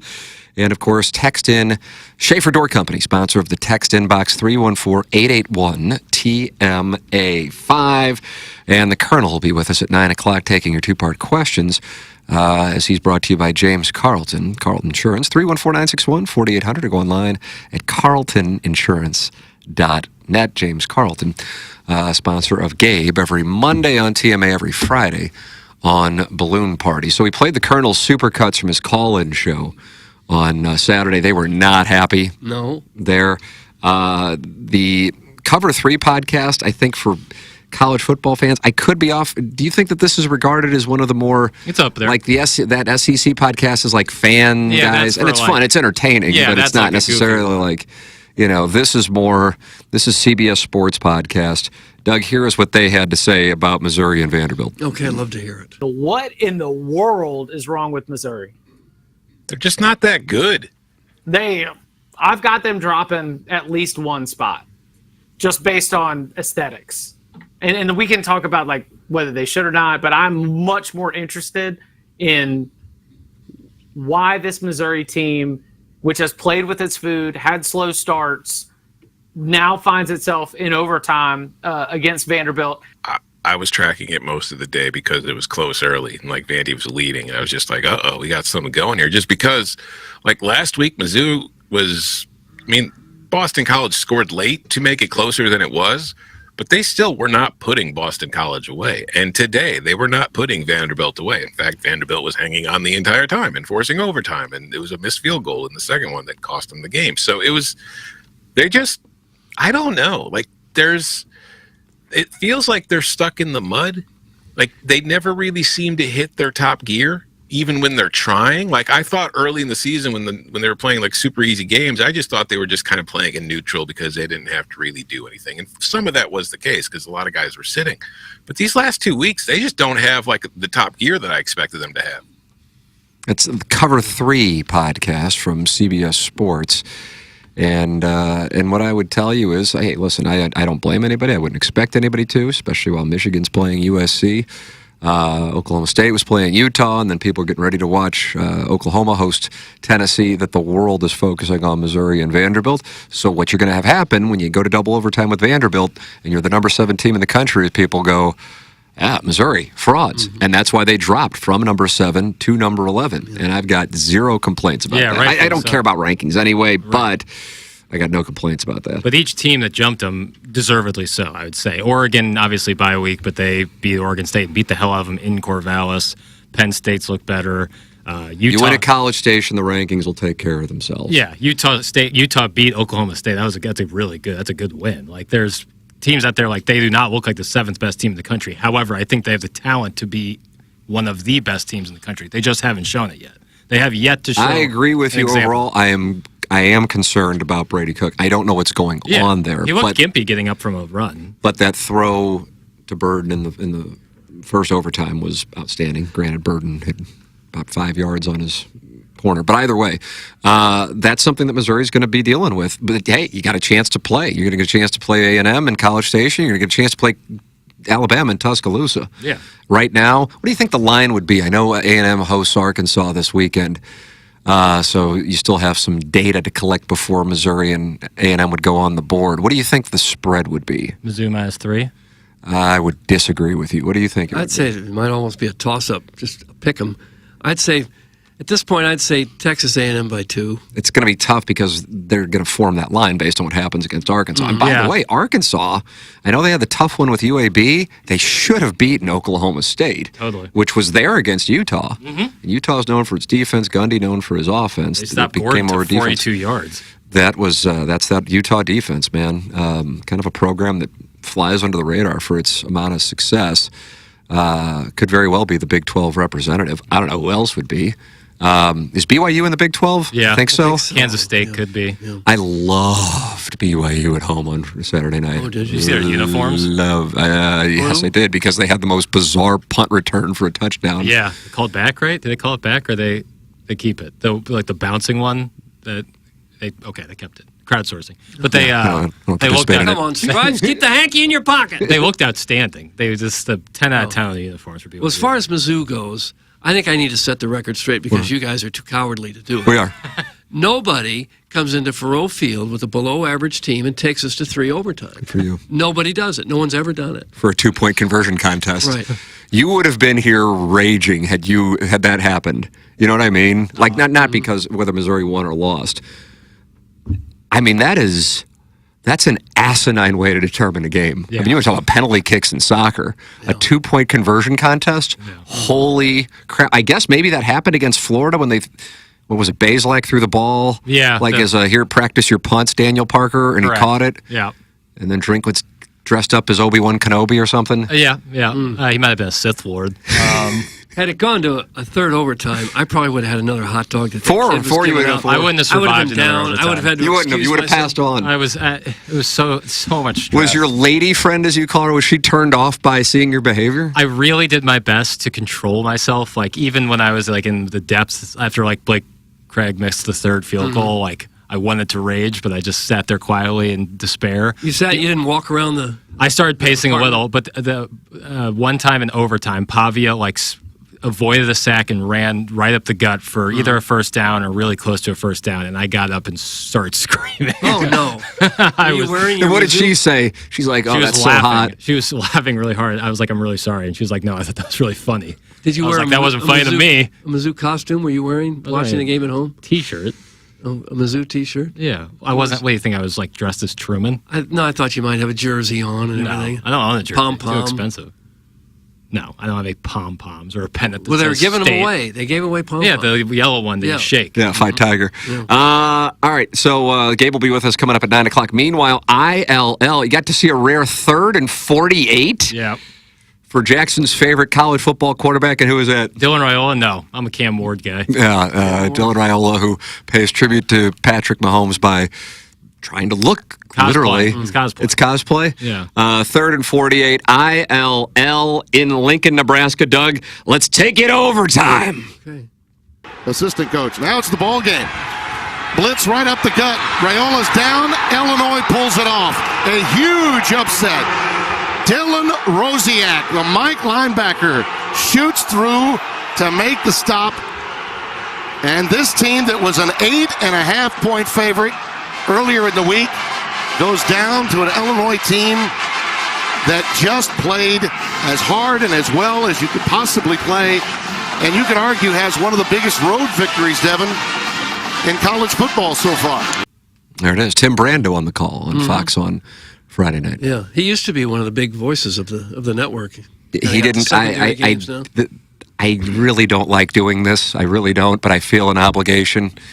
So you're thinking what I'm thinking? If you watched the game, I'm sure some Illinois fans and probably some Nebraska fans who were probably banty after the loss. He had a rough one. It was not like that call was kind of like a micro. Like that was But he kind of missed some things throughout, and I'm just like, oh, God. And I was like, oh, I wonder who this is. Is this Tim Brando? I was thinking, I was like, who's calling this game? This is a really like fun, like emotional Big 12 It's an game, overtime Big 10 game, Yeah. and it was just like kind of not matching the energy. Yeah, I don't know. But anyway, either way, a hell of a win, and here is what Brett Bielema had to say following. Told our players the other day, you control the volume in the stadium. I said, they're selling their 400th. We had our first since I've been here the other day. I said, hey, some people build bridges, others walk across them, right? So we're in the building bridge process. We just, I can't say enough about these guys, the attitude they work with, the perseverance, the humility, the gratitude. All they've done is made this next week even bigger. We'll take ourselves back to Champaign, get a chance to kind of have a recovery day tomorrow. We can't touch our players. As coaches, we'll put this one to bed. I think Penn State plays at 2:30, and obviously a great opportunity for us to go out to State College, another great venue, another great opportunity. So, Penn State, for the record, 17.5-point favorite. Bielema's done a for great Saturday. job there. Mm-hmm. Looks like he's on the same hot dog diet I got on Saturday. Put on some LBS. But he's done a terrific job. They looked great against Nebraska. They really looked great. It was impressive. Altmaier don't play. It was fun to watch. Yeah. I'm glad it was a Friday night game because honestly, if it were playing, around the same time as an SEC game or Missouri, I'm not watching it. But that allowed me to watch it and get a chance to see it. I thought it was pretty damn good. And like I said, I mean, hey, they got at Penn State and they got at Oregon. But the rest of the way, I would give them a chance against, and I know Michigan won, so Michigan now has equity publicly. Michigan was on the verge of blowing that big lead against USC. They got Michigan in Champaign after Purdue on the 12th. Michigan's on the 19th. They go to Autzen on the 26th. Then November, all winnable. Yeah. At home against Minnesota, at home against Michigan State, at Rutgers, I think is the toughest game. I know that sounds like a joke, but that's really it. And then at Northwestern. I mean, what if Illinois is sitting there 10-2? I mean, Michigan, I think, is a different game now that they have. Is it Orgy? Is that his last name? Yes, Orgy. Orgy. Doug, it is. Orgy is his last name? Orgy is his last name. Alex Orgy. People are starting to really celebrate non-ethical monogamy. I don't know. Yeah, he looks How do you spell good. that? How do you spell- ORJI, I think. Orgy. Yeah, Doug. What's the nationality on that? I'm not positive. Hot. Yeah. Group sex. Thank you. Clip It that off. almost sounds like it'd be Asian, Japanese or something. Yeah, I don't know what the origin is, but I know that he looks. I know it's Orgy, and they looked good. I mean, granted, they almost did give it away against USC. Miller Moss. Not a lot of passing going on with the Wolverines, but either way, point being, That was a damn good win. They're catching the attention nationally. Scott Van Pelt does his podcast on Saturday, which really surprises me, but God bless him for doing it. Him and Stanford Steve talking it over. Here's what they had to say about Bielema and ILL. I do want to tip the cap to Brett Bielema in Illinois. They beat Nebraska in a game. Steve's wagging his finger. What do you got? No, go ahead. I'm glad we're doing this because it was awesome. It was the way they did, the way they withstood. It was a great game. It was a great game where I felt Illinois. Yeah. Look, Raiola makes plays that you go, oh, okay, dude. Like they haven't had that in a long time. I mean, they've had some great quarterbacks there. Mostly they were dudes that ran it. They've got a guy that can absolutely throw the football. And Illinois, it felt like would go on these lengthy drives and they'd score and they would answer or they'd take. And then Nebraska, bang, bang, bang. They just kept punching back. And those are the kind of games you're on the road in college football, man. At some point, I just figure you're going to run out of punches. Illinois didn't. Luke Altmaier, their quarterback, was excellent. They had all sorts of red zone plays with play actions that they found guys for touchdowns, and they score in overtime in 2 plays. And then something, Steve, I've never seen. I've never seen 3rd and 42 in overtime. It was like it was 3rd and 42.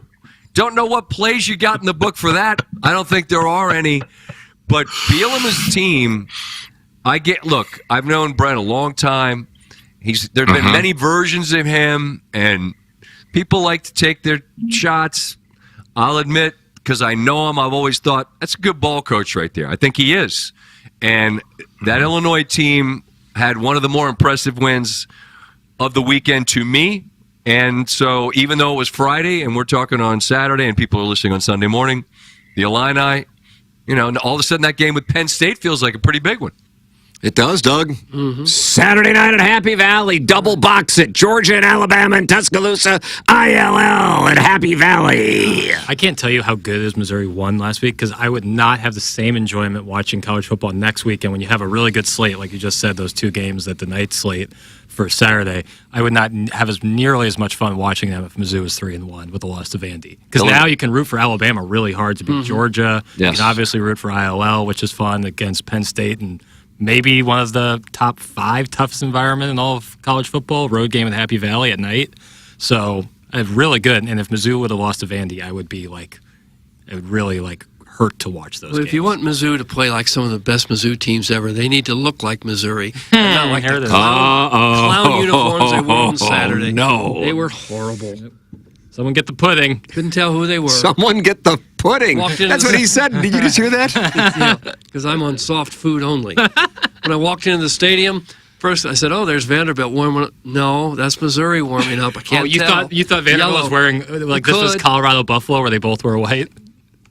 I didn't know who was wearing white. They were playing Colorado All I saw and Baylor. was what looked like Vanderbilt. No, it's our Tigers dressed in yellow and white. I thought they what? Bless it. Here's my take, and I think I'll come across the aisle here with this take. In order to turn things around, to reactivate this Tiger Club, you bring out the Block M for the Texas A&M game. You bring out the Block M helmet for the Texas A&M game. So a black helmet, white top, white pants. Yep. I think you go all white. Like with the Block M? Black helmet, Block M. Yep. Doug, how would you like that? Yep. That wouldn't be the worst thing. The helmet is the big deal for me. Okay, let's go. Black helmet. Your helmet. Black helmet, the gold Block M, black face mask, not the yellow face mask. That looks like Fisher Price stuff. Oh, it does not. The yellow face mask looks awful. Don't do that. Black face mask, yellow Block M. That will reactivate the Tigers. That is yellow the key. Block M. No. What, black Block M? The normal Block M. That's the normal one. Gory. It's just kind of outlined in gold. Okay, that's fine. All right, we're on the same page. That's I want. That's Mr. Lick says those were the most disgusting uniforms I've ever seen. Okay. Among the worst I've seen Missouri wear, I thought. It I didn't disagree, look like personally. Missouri. It didn't look like you. So you take the anthracite over those? Almost. No, get out of here. Almost rather have the anthracite. The anthracites were the anthracite shoulder pads. Terrible. Those were terrible looking uniforms. I thought they looked good. I thought they played poorly, but I thought they looked good. I blame the stupid-ass uniforms for the piss-poor performance. Doug, fix this. That's from John Lithgow's Harry Henderson. I'm trying to. I wonder why the Dallas Cowboys don't change their uniforms every week. Geez, there'd be more money in it. They'd sell more jerseys. No. Outliers.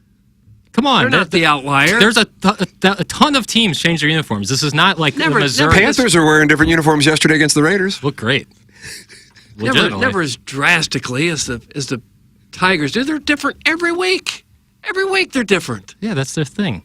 It shouldn't be their thing. Okay.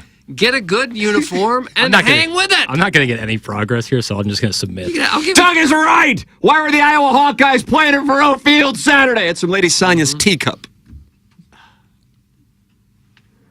When you've watched a team for 60-plus years and they look one way and you like the uniform and it looks great and everybody seems to like it, and now you just change just for change's sake to uniforms that are ugly, it's not a great thing in my opinion. I totally respect that. Here's my one beef, is acting like this has just happened in the last year or two. This has been this way since they've entered the SEC. And I've been unhappy with it for this long. That's fine, but don't say 60 years of the same thing when it's been like the last 55. No, there's not just been the last 5 years. This has been for a long time they've done this. Shut up, NBA boy! You know zero about college football. Get back to planning Kai's Bachelorette. Yes. Who's that from? Orson Wacko. Yeah. This uniform. God. Years Text it ago. in like 10 more times. Maybe it'll get read more. I don't remember seeing. Oh yeah, he did text it a few times. Yeah, he does every text. You gotta send it in 5 times. Not that funny. I don't ever remember seeing this uniform 10 or 15 years ago. This No, is one of, yes, I next give to you the that. Bumblebees, this was one of the worst. But ever since combinations they've gotten in the SEC, they've gotten the deal with Nike where they change up their uniforms all the time. They're constantly, every 3 years, they're cycling to new designs. This is just kind of how it's been. Well, stop it. All right, that's fair. I respect that take, but it's been like this for a little. Stop it. I just want to see Missouri play. All right, I'm agreeing with you. I want the Block M's back. I don't want the uniforms Breaking to be a factor. news. Mr. Licks, never seen it before. I agree with the wacko. This is the topic that brought them together, Doug. The My uniforms? goodness, the uniforms. Yeah. How about that? Who would have thought? To me, it just looks stupid. It looks stupid. You're changing for change's sake, and it looks stupid. I'm not fighting this anymore. Like I don't know how many. We're gonna both have the same take. We're like Brian Kelling You want each to talk other. about the Blues playing Utah? God no. They got whooped 5-3. The games don't even come close to mattering right now. Didn't they It's just? gonna- it's gonna matter roster October construction. October 8th. Didn't like most in Seattle. Didn't like Tuesday afternoon. most of the players like just get stateside like 3 days ago Don't say stateside. I liked it. on domestic soil. Oh, Like Not better. let's wait till they get jet lag wears off before we start blaming the club. Libby Jack can drink battery acid. It's from Eric in the Central West End. Libby Jack. I like that. I bet. That I like. Yeah. There you go. This is coming from someone who is obsessed with the stupid, overdone Wes Anderson aesthetic. That's from Mr. Licks going after Jackson's films. My enjoyment of Wes Harrison's movie have nothing to do with my. I don't mind the Missouri uniforms. I liked these. I like when they wear white pants, white socks, white shoes. I think that's a great look. Whatever jersey you put on top of it, I think looks good. I'm sorry. I'm sorry. I don't yearn for the days of gold pants. Cut that off. Maybe if you would shut up, I wouldn't be repetitive. Maybe mix in a better date night other than come over and watch Mizzou football. Where is Herb's ex? That's from Morrison with Wacko. I regret every time I say anything about my personal life on the show. I truly regret every single time I do it. Don't say that, or they'll keep poking it. Yep. Morrison Woods Wacko sent in his text a bunch of times. Is so on brand for him. I'm with Berkey on the uniform debate. That's from Sweet Sweet Kai. That's my guy, but that's not going to help me in this situation. You're throwing me an anchor when I'm drowning here. You keep the St. Louis Blues out your damn mouth, virgin. That's from the DeSoto dandy, man. He doesn't even know what you're talking about him. All right, fair enough. Fair enough. God almighty. Gabe from the Cube Farm wants us to talk Arkansas, Doug, because Arkansas is undefeated in the SEC. They went down on the Plains, and they took it to Hugh Freeze's War Eagle. Hugh Freeze, known as one of the more upstanding coaches in the SEC, and he had these thoughts, kind of fell on the sword for his team following the loss to the Razorbacks. Okay. Unfortunately, this is what I know, and I know that there's people open, and I know that we're running the football. And we got to find a guy that won't throw it to the other team. And we got to find running backs that hold on to it. You know, that's a huge play there. I mean, we're going in to score.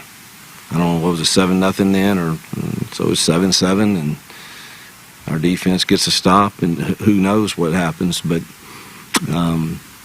the scheme is what most everybody in the country is running some sort of. But you've got to have good play at quarterback for sure to whatever system you're going to choose. He's got the perfect accent for an SEC coach. Yeah, especially at Auburn. Yeah, well, they didn't like Brian Harsin, was from the North. They ran him out. Yeah. Now Hugh Freeze.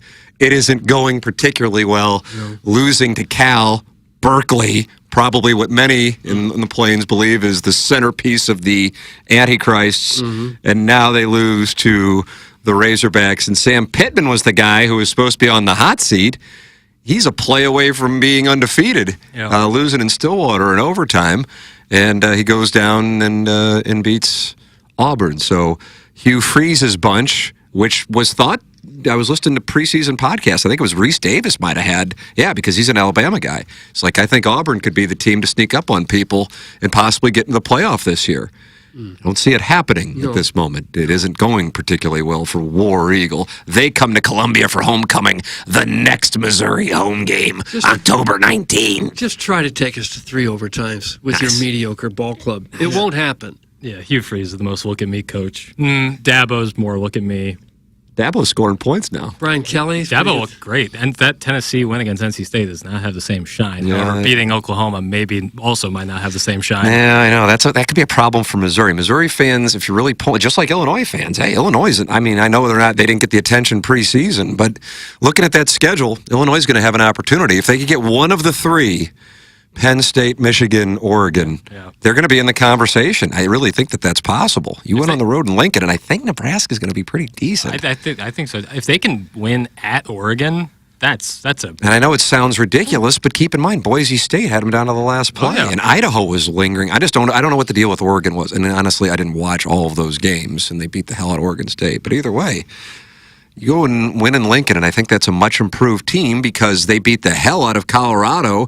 And Colorado only has 1 loss this year, Doug, and that's because of what took place in the final play of regulation on Saturday night in Boulder. Let's take a listen to the call.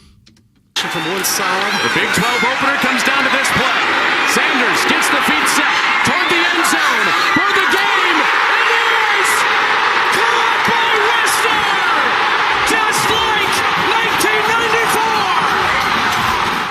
It's like 1994. Cordell Stewart, Brian Westbrook. That's a reference that I'm sure everybody caught immediately. That Colorado game was awesome. That last 5 minutes of that game. I got home by 9:15, which was pretty damn good considering we stayed for the whole thing and hung around and got to watch Oklahoma and Tennessee, and then I got to watch Baylor and Colorado. The fans stormed the field before the game was over, so they did 2 different field stormings. They also stormed the field, and I also went to Boston College, Michigan State. Stormed the field, Boston College, Michigan State. A lot of field stormings going on. Red Bandana game, I feel like, has a little something to do with the Boston College one, especially coming off a game where they could have beat Missouri. Not really. Some guy in my section after the game was screaming, "Let's storm the field!" Against Vanderbilt. Oh, God. Stave off Vanderbilt, but missed field goal. Do we talk enough how impressive it is that Travis Hunter is this dominant on both sides of the football? Like, no one's ever done it at the NFL level to play both sides of the ball, like even Dion. In recent years. Who? They used to. Who? Guys like Bronco Nagurski and guys like that playing on both sides of the ball. Okay. Way back. Modern history, since the 90s or even the 80s, guys don't play both sides of the ball. Dion play a little wide receiver? He played a little, but to play like full time, because Travis Hunter plays all the snaps on both sides. Yeah, no one's to do that, to be a guy who can catch a game-breaking touchdown and then force the fumble in overtime like that. How tired is he at the end of the game? He's just a dog is what he is. There's not a whole lot of people. Fumble. There's not a whole lot of people still playing all the time in high school. Much less in college and doing that. So they're 3-1, and so Nebraska's win over them looks better than it probably, I think, most would have thought after that game, which makes Illinois' win over Nebraska better. You see how this, as weird as it is, if you're a Missouri fan, you wanted Boston College to beat Michigan State, and you got one. This is a total sneaker play, but the team that Missouri beat the effing hell out of, Buffalo, went in and beat the team that beat Notre Dame. Yeah. Buffalo beat Northern Illinois. Northern Illinois goes, and I mean, the transitive property in college football, throw it out. But that benefits when you're looking at the 10th and 11th spots in the college football playoff, Missouri obviously has business to tend to. Illinois has business to tend to. And I think the weekend that was for Missouri, it was a good thing that A&M beat Bowling Green. A&M had its hands full with Connor Bazelak and Bowling Green, just like Penn State had its hands full with Connor Bazelak and Bowling Green a couple of weeks early. 356 people in the YouTube chat. Wow. Chairman Kurt, are you like doing work back there to get people to the YouTube chat? Nope, I got nothing to do with this. Wish I could take credit for it, but... Is there a lady in there? I see Don Peepe's talking over with John Scores and MD 2020. But yeah, I'm just seeing the usual suspects. Cucky's in there holding court a little bit. Cucky's holding court. And Cucky says 1971 and 2011 Block M. Why does Jackson hate 40 years of tradition? Cucky the Dwarf is asking you a question. He does. I don't hate anything. Rails I'm just saying it's not a crazy opinion to say I don't mind the Mizzou uniforms recently. I don't think it's that hot of a take. It's fine. Sounds like you're withdrawing. I just say he's withdrawing from the field. I just can't win. Shocker that the guy bringing up Bronco Nagurski wants the old school uniform. Oh, the chairman doesn't like it. But what you said, no one has ever done that. Let's not ignore our forefathers. I just watched something with Richard Sherman talking about Travis Hunter, and he was like, I don't think he can play both sides of the ball in the NFL because no one, he said that like no one, as I guess of recently, has done it. Even Dion only did it a handful of times where he played both sides. Champ Bailey has said you can get in on offense, but you can't actually play both sides of the ball fully. Well, I don't think he would do it in the NFL either. I think he'd be a DB. One or the other. I think he'd be a corner. I think having the premium on a lockdown corner like that would be unbelievable. Because there's a lot of great wide receivers. There's only a handful of great corners. One of them with Kansas City, McDuffie. Did you see that pass interference call on him last night late in the game? I didn't watch the game last night. Lord. The receiver ran into him, and they threw a flag and kept the drive going. Yeah. Almost cost the Chiefs I a didn't watch game. any of that game. That's right. Chiefs got a break with no call against Kyle Pitts on the pass interference. I guess you didn't watch it. I'm looking at you like Pitts. Did you see that? I guess you saw it if you're talking. Yeah. About 4 minutes left. Mm-hmm. Atlanta then turns it over on downs. Chiefs 3-0, and I know we've all embraced them warmly as our team now. That's right. No response at all from Jackson. The show's gotten you know to be, what? let's poke at Jackson. My guy Jim, and I'm gonna get my. Who are we talking about? Who's Jim? Jim, I don't know. I'm gonna pat myself on my own back. You're kind of plow hawking where you're talking. Yeah, no. You're talking to texters without reading the text. Now my dad's texting me, and there's like been 100 texts. I'm sorry, I didn't know. About Jackson flustered Doug. This is very balloon party-ish. Roy Green for the Big Red, I guess. Okay, yeah. so sorry, I didn't. So I'm amending that now. So please, that's enough about Roy Green. How about Refrigerator Perry? I'm done. I'm done Played naming defensive Super Bowl. line. I'm done naming this museum of football players. You just called your lawn football museum. I want to talk. I gave out James Madison plus 10, and they skull pounded North Carolina, and I want my damn flowers. Doug, give him his flowers. I said James Madison plus 10 was the play of the week, and they smoked North Carolina. Mac Brown nearly resigned after the game. It was so bad. I have no idea. You studied the James Madison team quite a bit. I don't give away my secrets. Okay. They beat Gardner Webb barely, and then put 70 up on North Carolina. Put 70 up on 9 touchdowns on at North Carolina. Well, then that'll be the hot head coach now. He'll get a big job after this season. Yeah. So thanks everybody. Think he's going to Gainesville? Maybe. Billy Napier got one. Yeah, and now he's got a bye. Yeah, they got a little situation in Starkville. I mean, Missouri's schedule. After the Oklahoma game. I mean, I'd keep an eye on South Carolina. Yeah, you got to see what the situation and is Arkansas. with sellers in Arkansas. Yeah, but in the month of October, it looks different up until Roll Tide than it did going into the season. Who knows? I'm not sure what A&M has. I think they're going to see a different quarterback than we saw out there against Notre Dame. But we'll see that game, by the way, in Arlington. They do not host it in College Station. They play Arkansas neutral site. The Colonel is going to join us coming up at 9 o'clock. He's brought to you by James Carlton of the Carlton State Farm Insurance Agency. James was texting me and Jackson yesterday. He's loaded for bear. He's loaded for bear is what he is, yeah. He's loaded for bear. So that's coming up. You can send your 2-part questions in. Colonel loves them. Colonel was worn down. He went into that post game. I couldn't have been more excited. I think I was barely out of Kingdom City when the Colonel started up his post-game show. Just delighted. Mm-hmm. And my wife really found it amusing. She goes, does he like anything? I don't think so. That's why we get along so well. But the Colonel was not he was planning on going like a few hours, starting, and then like an hour and 15 minutes, and he shut her down. He had enough. There's good football on to watch. So the Colonel is going to join us. And Doug, if you ask about the uniforms, he might hang up. So wait until the end. Should be the lead. And if you ask if Brady Cook's going to get benched, he might hang up. So those are the two things. Yeah, how about if Drinkwitz is going to get fired? Yeah, or go to Florida. Yeah. All right, that is coming away. James Carlton sponsoring the Colonel. Your emails for the Design Air Heating and Cooling email today, the morning after, at InsideSTL.com at 9:50. Then Jackson and I go down the hallway. What's coming up on Balloon Party? Because I know you had a couple things you were working on. Big time weekend wrap up. So much to get to. Mizzou, Illinois, other college football games, the Cardinals. We might spend Blues, Utah. Yeah, we might spend 22 seconds on the Blues. James Madison's big one. James Madison. Yeah, getting your flowers. Getting my flowers on James Madison. Hugh Freeze. Yeah, it's so great to have a guy like Hugh Freeze who will.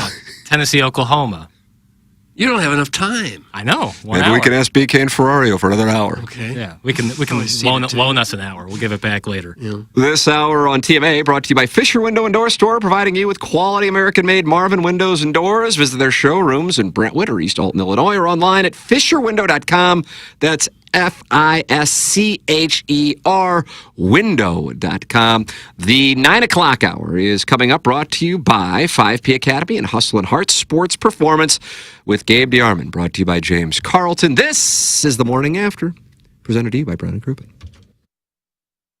Hi, this is Chris Pondoff from Illinois Recovery Center. As someone who battled alcoholism and addiction for 20 plus years, I understand the dark places you can find yourself stuck in. Alcoholism and substance abuse takes a heavy toll on your body and your mind, but you can overcome it. Start your journey to recovery at the Illinois Recovery Center, a rehab treatment center that provides comprehensive and customized rehabilitation addiction treatment. If you or a loved one are struggling with addiction, please know that there is hope. Visit IllinoisRecoveryCenter.com today. The choice of a lawyer is important and shouldn't be based on an ad. After a serious car accident, people have two questions. Why me and what now? Well, no one knows why you, but I'm Terry Crouppen, and my law firm Brown & Crouppen sure can help with the what now. Car repairs, medical bills, lost wages, pain and suffering. We're Brown & Crouppen, and we've got all those answers. All you have to do is call 222-2222.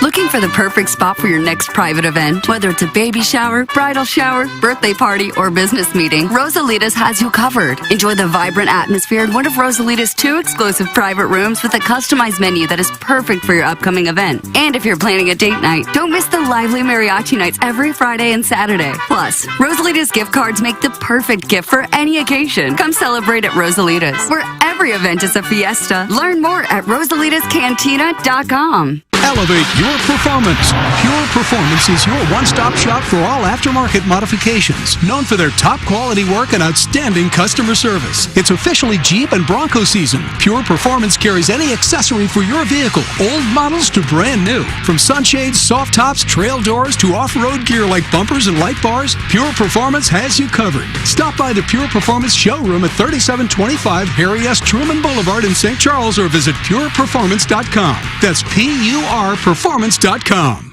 Hey, this is Tim McKernan. I regret not managing my finances better in my 20s and my 30s, and now I see how crucial it is for achieving major life goals. Mark Hanna with Evergreen Wealth Strategies helps everyday people every day with their finances, discussing cash flow, liquidity, investments, insurance, and tax-efficient strategies. No matter your financial planning stage, Mark will boost your confidence and keep you on track. Learn more at evergreenstl.com. Equitable Advisors, LLC, member FINRA, a broker-dealer and a SEC-registered investment advisor. Equitable Financial Advisors and MI. Evergreen Wealth Strategies is not a registered investment advisor and does not provide tax advice. Thinking about selling your home, but not thrilled about going public? Check out Compass's Private Exclusives with Jeff Lotman. With Private Exclusives, your home is shown to a select group of serious buyers. No public listing, no days on market, just real offers from real people. Their network connects you with top agents and qualified buyers, so your home gets the attention it deserves without all the fuss. Selling your home can be simple and stress-free with Compass Private Exclusives, because your home is special. Call Jeff Lotman, your Compass agent, today to find out more, or visit the Lotman Group online at JEFFLOTTMANN.com.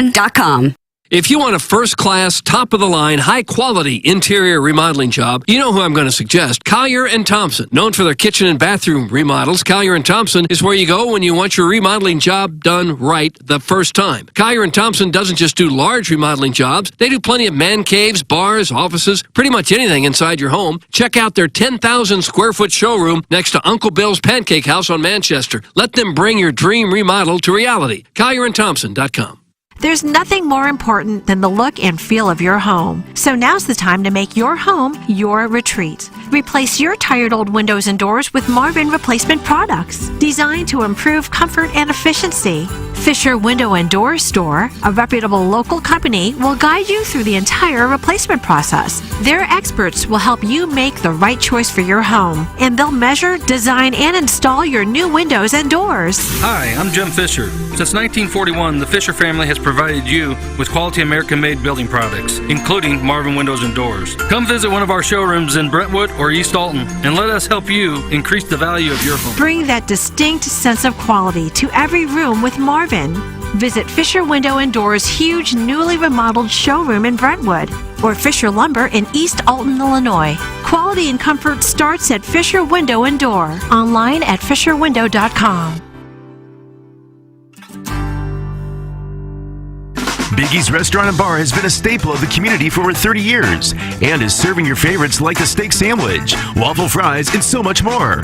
It's not just the food that's rocking. With a full bar and patio, Biggie's is the perfect spot for lunch, dinner, and a little laughter. Biggie's original hours are back. Open 11 a.m. till midnight, Wednesday, Thursday, and Sunday. And 11 a.m. till 1 a.m. on Friday and Saturday. Check out the full menu at biggiesrestaurant.com and stop in today. Want to take on some legends of TMA? Sound the same to someone who gives a damn about the best fans in baseball! Tired of it! The show's so great. Will there be a little speaker system out behind the dumpster, so in case you're servicing me, I'll be able to hear my name? Then nominate yourself to be this month's TMA Listener of the Month. And if you win, you'll get recognition and other stuff. Sometimes all you have to do to win the prize is be a female. All it takes is one fake girl to just throw this show completely off course. Give us your name, a photo, and other pertinent information at TMASTL.com. The TMA Listener of the Month Club, quenched by Milagro Tequila. Welcome to a brighter side of tequila with Milagro. Find out more at TMASTL.com. KPN-TFM HD2, Collinsville, St. Louis. This is TMA All Day. Butter me up, Daddy. It's the Brown and Crouppen Morning After. KPN-TFM HD2.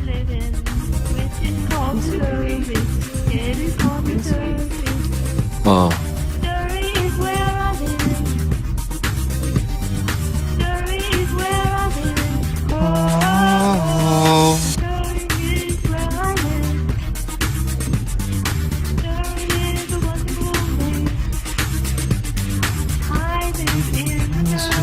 This was not played in Columbia on Saturday. Attest to that. Should have been. I bet Clark Lee was happy when he came out and didn't hear this. He's the coach of Vanderbilt. He's one of the rare guys who can pull off no hair, no beard, no glasses. What are you trying to say right there? Skin. Did you catch that? Did you catch that, No. Doug? Yeah. He's going after you, calling your football takes, saying grab your pudding, and now he's coming after my appearance. Yep. This Jackson. James Carlton is in the studio, and he presents the Colonel every Monday morning here on TMA, every Friday on Balloon Party. Colonel's taking two-part questions, too, because he's coming off of a post-game show that he loved on Saturday night with wonderful voicemails. James, I know you are a passionate fan. Thank you. So James was kind enough to give his tickets to me and my family on Saturday, my son's very first game at Faroe Field, and we're very grateful. Look, Doug, I'm doffing my cap. You like you're that? you're tipping it. Yeah. It is impossible to tell the vantage point on some of those field goals on that north side. Yeah, from the sideline. Yeah, you just can't. You're just looking at the officials. Please put your hands up. I look at the fans behind the goalpost because they're the first to know. Yeah, good call. And how they react will tell you whether it was good or not. I know you're loaded for Bear. Absolutely. Oh, this guy's fired up. You better believe the Colonel's on the Kyer and Thompson phone lines. It is TMA, presented to you by Brown and Crouppen. It is our 5P Academy in Hustle and Heart Sports Performance 9 o'clock hour. Send your emails in, which will come your way for the Design, Air, Heating, and Cooling email today about 9:50. Balloon Party coming up at 10 o'clock on 101 ESPN. We are now joined by the Colonel, Gabriel P. DeArmond, who is sponsored by the gentleman on my left, James Carlton of the Carlton State Farm Insurance Agency, online at carltoninsurance.net. Morning, Colonel. What's up, guys? How you doing? Wonderful. Oh, yeah, a little pep in your step. I like that. Pep in your step. Feels like he's ready ready for the bye week to get going. And there you go. Yeah, got a few days semi off, so we're good. You take a bye week as well? You go on to the Bahamas or somewhere? That is not information for a public radio show with tens of people currently. Oh my gosh, you can use that for a promo. That's a nice endorsement. Colonel, I'm reading in your 10 thoughts on a Monday morning, which is one of my favorite things to read. I'm doing this is what you wrote. I'm doing something that I probably shouldn't do.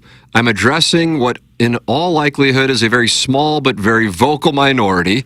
I do not think most rational people believe Brady Cook should be benched, but here's the thing. He's not going to be, so any energy used on wanting it or talking about it is a complete waste of said energy. It, period, is, period, not, period, happening, period. So you're getting a lot of voicemails in the postgame show, and I would imagine a lot of messages about it.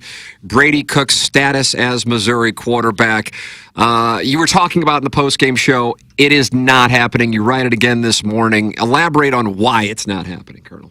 Well, number one, I want to make this clear. This isn't a guess on my part.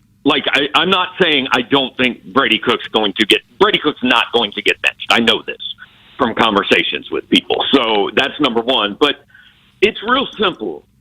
All we do is we view sports as robots out on the field. And when the robots don't do what we want or tell them to do, then we want to put a different robot in that robot's place. Well, the problem is you have a locker room and a team and human dynamics to deal with. If you were to pull Brady Cook, A, what's that tell him? B, what's that tell every other guy on that team? I mean, that team, that is Brady Cook's team. He is the same guy who was the quarterback for an 11-2, number 8 in the country, beat Ohio State, made a lot of threw the ball on 4th and 17, threw the deep ball to Marquise Johnson in the Cotton Bowl, did all those things last year that everybody was so fired up about. And, even those who at the beginning of the season thought, well, this guy's not good enough, by the end of the season, that we're legitimately talking about where is his place in Missouri history. It is 1 week ago at a press conference that Mike Kelly asked Brady Cook, have you thought about your legacy at Missouri? Because you just passed Blaine Gabbert in all-time passing yards, and you've done this, and you're now, as of today, 15-2 in your last 17 games. It was 1 week ago.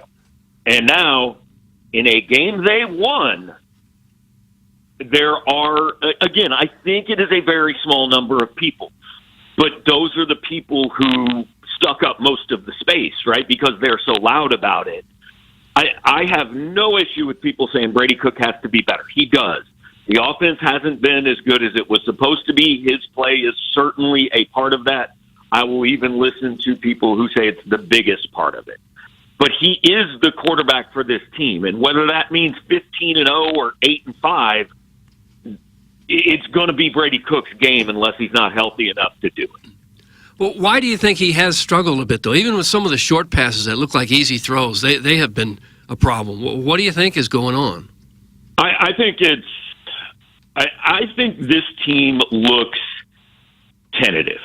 I thought Brady looked indecisive and, frankly, a little bit slow on Saturday. I was texting with a guy I know does not cover Missouri, but a national guy whose opinion I respect on football. And on Sunday morning, he said, what do you think's going on? Because by watching, I can't really tell anything that is wrong other than they just look a little bit slow and unsure of themselves. And so my theory that I posted this morning is one of two things. Either this is a team who is feeling the pressure of expectations and is playing in a way that I don't want to be the one that messes this thing up, right? And that's hard to do when you have expectations. The other possibility in my mind is it's a team that got a little full of itself in the offseason and thought that what it did in 2023 earned them something in 2024, which it doesn't. This is a completely different team. You lost 6-7 NFL players off that one. Different schedules. Everything's different this year. You got 40 new guys on the team. So what you did last year, the only thing last year earns you is a nice preseason ranking. After that, you got to go out and prove you can do it again. Now, do I know that either one of those things is true? Absolutely not. Just by watching this team, that's my guess. I mean, Brady's not playing quite as well. Luther, frankly, hasn't played quite as well. I mean, he's done a pretty good job when he's gotten the ball. He hasn't gotten the ball a ton. There have been a couple plays that I thought, I think you probably should catch that ball if you're one of the top 3 receivers in the country that haven't been caught. And look, everything happens.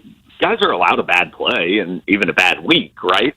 But I think it might be some combination of those two things. And we talked about all offseason, like, there is a difference in being the hunter and the hunted. And Missouri was quite clearly a hunter last year. Nobody expected anything out of them. Even when you got into week 8, 9 of the season, they were starting to get a lot of attention, but it was still kind of looked at as, I'm not sure I believe in this. And, hey, if they drop a game, it's still been a really good year, no big deal. Well, this year, every game they've played so far has started with the idea that if you lose this game, you're done. It's over. Everything we're talking about is finished. And that's a really hard position to be in. I mean, I said Missouri's only had 2 teams in the last 50 years that really ended up with any chance to play for a national title. They both started the season unranked, right? 07 and 13, people thought they might be good in 07, but not as good as they were. Nobody thought they were going to be any good in 2013. So you were able to go out there and just kind of make your way up, and by the time anybody noticed you, you were like 7-0 and ranked 6th in the country. This is different. You started the season with the target on your back, and everybody knows it. Gabe, I don't know what's wrong with Brady Cook either. Last week I sat here and said if Mizzou doesn't make the CFP, it's not going to be because of Brady Cook. But if he continues to play like he did on Saturday, that may not be the case. I will say, however, if you look around college football this past weekend, you had 3 teams lose at home, and I'd say a lot of the blame is on their young quarterback in Auburn, in Oklahoma, and in Nebraska. He's not losing them games. He doesn't turn the ball over.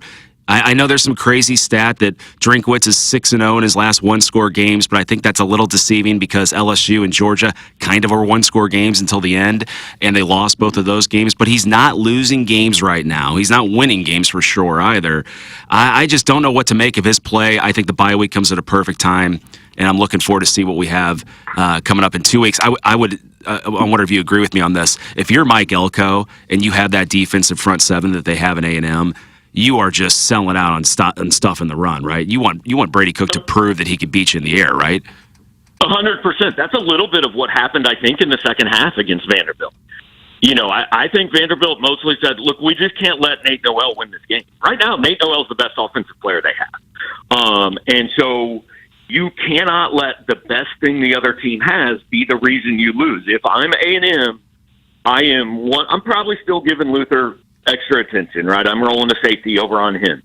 But I'm going one-on-one on Theo Weiss and one-on-one on Mookie Cooper or Josh Manning or Marquise Johnson or Mekhi Miller, whoever else is out there. Missouri's tight ends at this point are a non-factor. They don't scare me. I am doing everything I can to stop Nate Noel. And, like, Brady Cook is not good enough running the football where you spy him. If he's going to run the football, then you deal with it and go take your chances. But I think we saw a lot last year, especially mid-season, of teams going, after that Kansas State game, we're not going to let Brady and Luther beat us over the top and Marquise Johnson beat us over the top. And that's when Cody Schrader took off. So I think you're going to see the opposite this year of, we don't think you can beat us over the top. We're going to take away Nate Noel, and we're going to force you to show you can do it. And if you can do it, we'll tip our caps and move on, but you're going to have to show it. Gabe Darman, our guest. He is presented every Monday on TMA by James Carlton, carltoninsurance.net, 314-961-4800. The Colonel with us, and you can send in your 2-part questions via the Schaeffer Door Company text inbox, 314-881-TMA5. Gabe, I went back after watching the game at Faurot Field and rewatched it both a part of it on Saturday night and then wanted to watch it in its entirety on Sunday, in part because I know the vast majority of the audience sees it through the lens of the broadcast, and I wanted to see. And then I also just wanted to have a better understanding of what went on. I heard you in the postgame show saying sometimes you can miss things when you're at the game, as strange as that may sound. It, of course, is logical. And one of my biggest takeaways, and I would imagine this is a minority perspective, but it's how I really feel, is I actually came away feeling better about Missouri than I did when I was at the game, because the defense really was dominant, minus, once again, Toriano Pride paying attention to the backfield and getting beat for a freebie in the first quarter. Those count. They have to stop. It happened again. And some big plays by the Vanderbilt quarterback on third down. Otherwise, they were really dominant defensively. And on top of that, with the run blocking and the running game with Noel, that was really impressive. And again, that's what you're supposed to do against Vanderbilt. My point being, with the combination of the missed field goals, with the inefficiency in the red zone, the defensive domination, and then the missed calls by Drinkwitz at the end of the first half, that game was probably closer to Missouri winning by the 20 points than it was going to overtime. I know people don't want to hear that. I know it's not a popular perspective. I don't really care. It's what I saw. It's what I think. But I come away from it feeling better about it than I think the vast majority of Missouri fans do. What is your perspective on that observation? That game should have ended 26-17 in regulation. Blake Craig missed 2 field goals under 40 yards. I'm not even counting the 50-yarder. Hey, those are crapshoots, or whatever the distance was, 46. I don't know. That's fine. That's a miss sometimes, and I won't count that one. But he missed 2 field goals he should have made, and I'm glad you brought it up, because we have not talked about the guy who was most responsible for that game being in overtime, and that was Eli Drinkwitz. He gave Vanderbilt 3 points at the end of the first half in a decision that, guys, I'm not going to call it the worst coaching decision I've ever seen, but it's in the conversation. I have no idea what they were doing in the final 20 seconds of the first half. And to Drinkwitz's credit, he came up and said, I messed up. I horrible call. I put the team in a terrible situation. They bailed me out. And that's what he should say. That's what happened. But if Vandy doesn't have those 3 points, and then Blake Craig makes 2 field goals that you should make as a kicker 90% of the time, it's 26-17. That's a 2-score game. We're done. And I'm not sure anybody would feel great about 26-17 and 4 field goals, but they would feel a whole lot better than 30-27 in double overtime in a game you realistically only won because Vandy's kicker shanked one. Mm-hmm. I mean, I don't know about you guys. If that game goes to double overtime, or it goes to triple overtime and becomes a 2-point conversion contest, I just don't feel very good about Missouri's chances stopping Diego Pavia. I agree with you 100%. Yep. I think Vandy, I think if he makes that kick, I think Vandy wins that game, because I have more faith in Vandy to score with Pavia at quarterback than a Missouri offense that I have seen repeatedly stall out in that situation. So, Drinkwitz frankly got lucky. And again, to his credit, every question on Saturday was basically, we've got to do better, and it starts with me, and I have to do a better job. Those are, to some people, hollow words. Like Gary Pinkel said it so much, people got sick of it. Well, that's what you say, right? Because if you don't say it, your Hugh Freeze and your former quarterback is going on Twitter saying who would want to play for this guy. He keeps blaming his quarterback.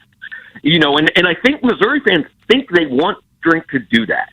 They think they want Drink to come out and say Brady Cook's not good enough. You don't want that out of your head coach, and it's not going to happen. No, and the kicker, Craig, who was so good the previous week, he did miss those 3, but he had 2 huge kicks in overtime, which tells you something about him. And give him credit, because I wouldn't have kicked that field goal in double overtime.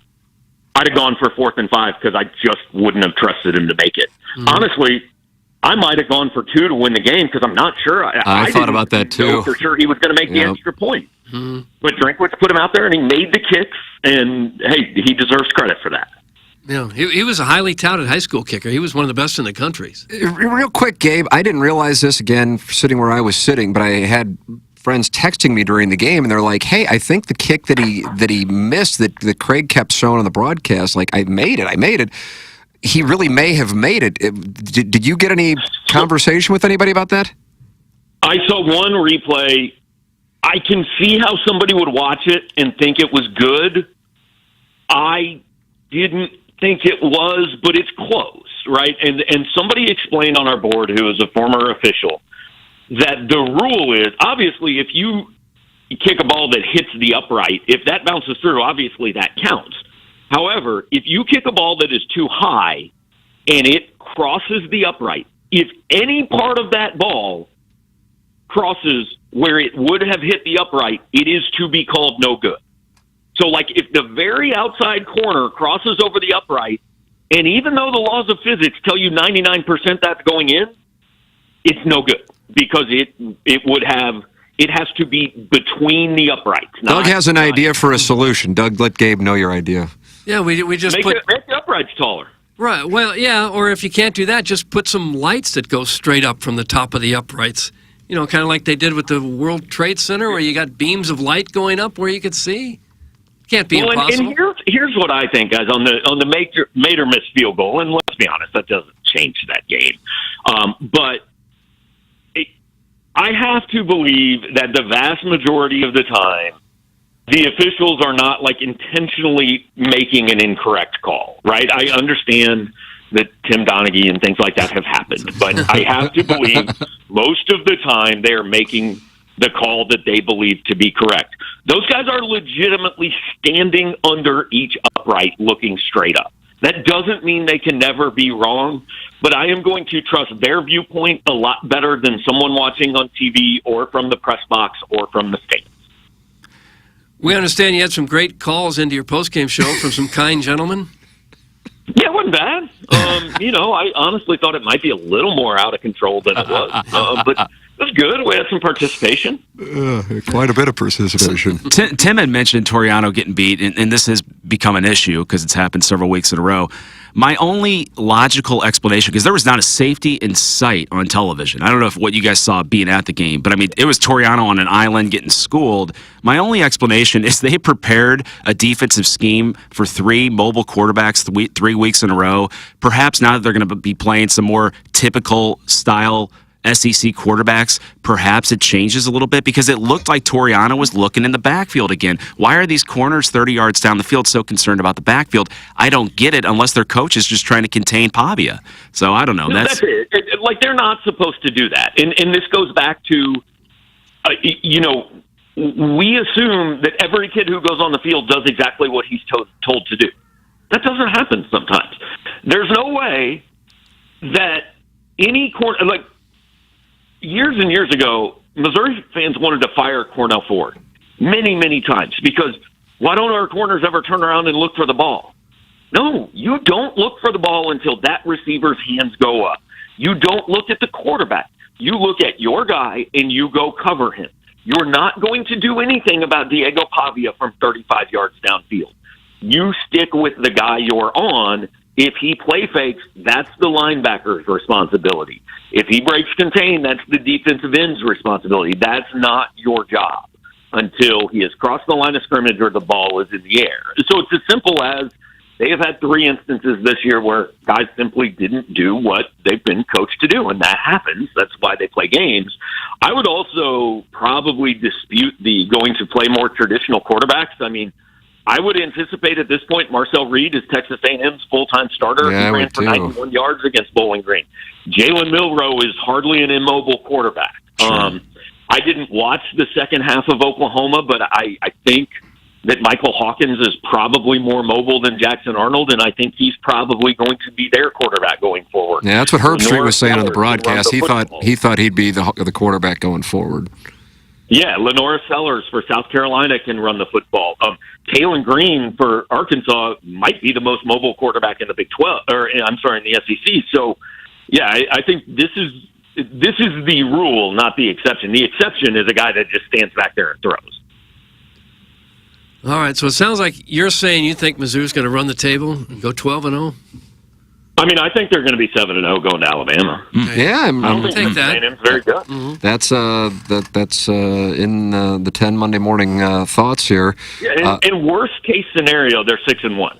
because Auburn's a train wreck, and UMass barely beat Central Connecticut State. They did win 35-31, though, Gabe. Going to Tuscaloosa, Alabama, with the playoffs still absolutely in your grasp. You talked about expectations a little while ago, isn't it? It is interesting now that we have a team that has sold out all of its games. Tickets hard to come by. You've won 4 in a row, and people still aren't very happy. I asked the last question of Brady Cook's press conference.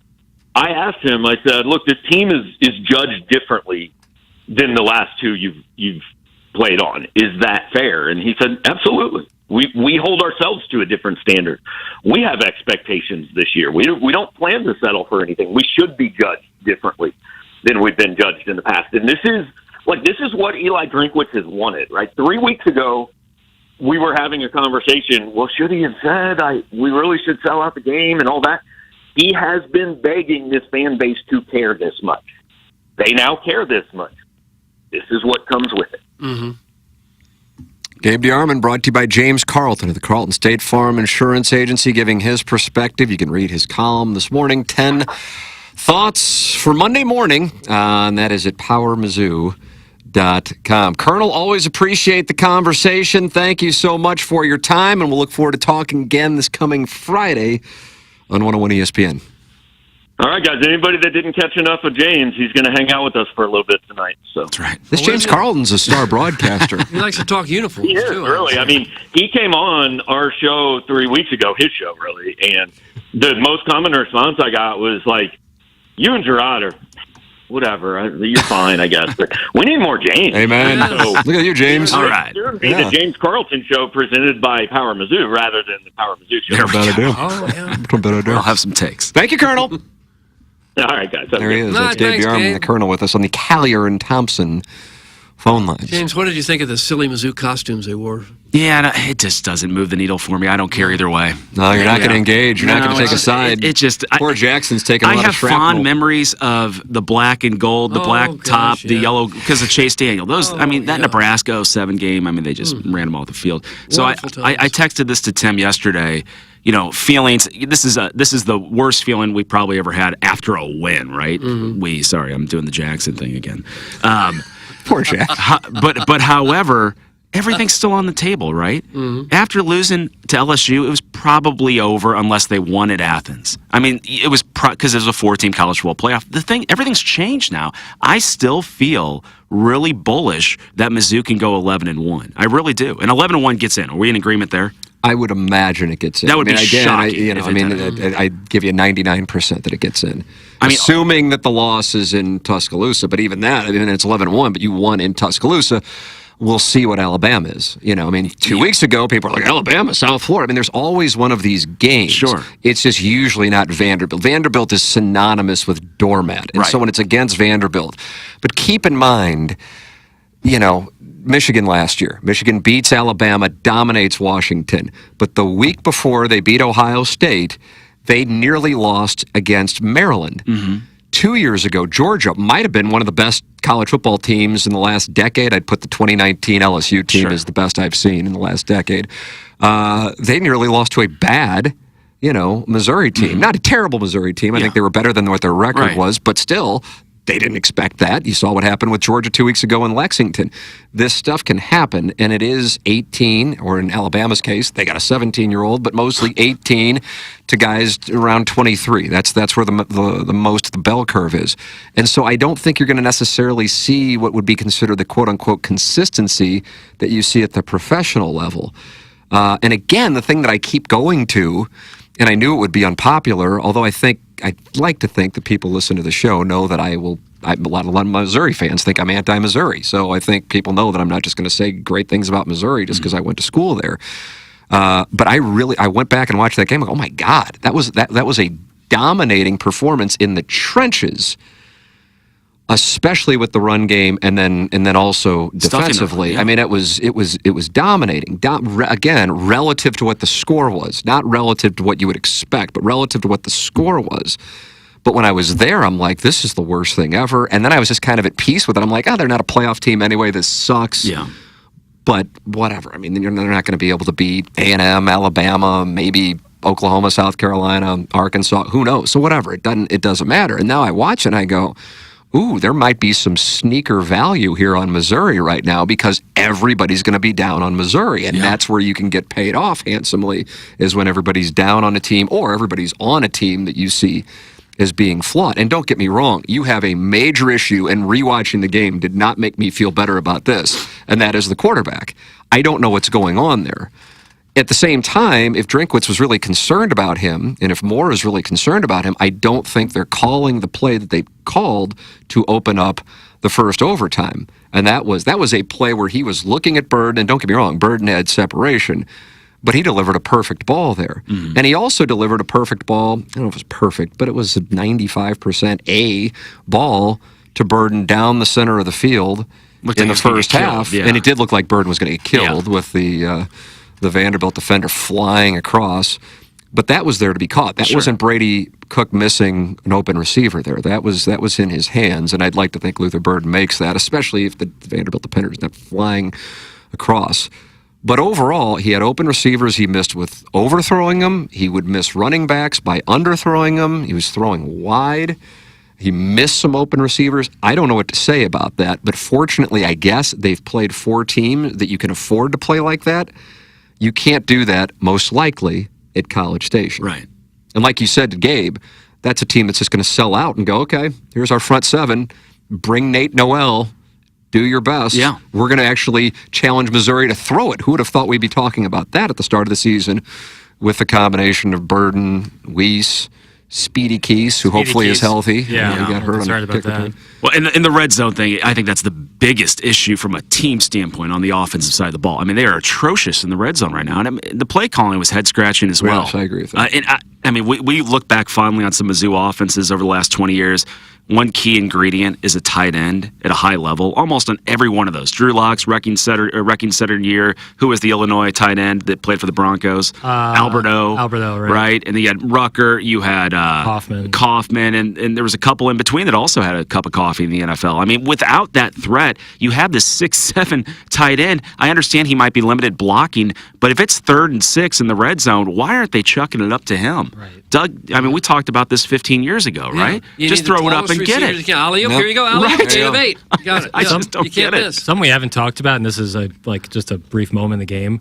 Mizzou is really lucky they didn't get a safety on that kickoff. Yeah, that was. Marvin, what are you doing? I've never seen that play before. There was like a half pooch, half TMA fan page banner. Yeah.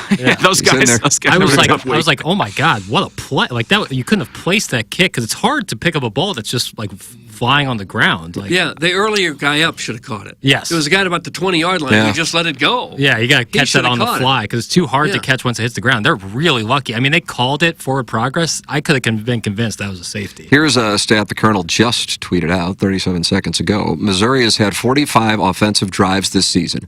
36 of them have crossed midfield, which is a staggering 80%.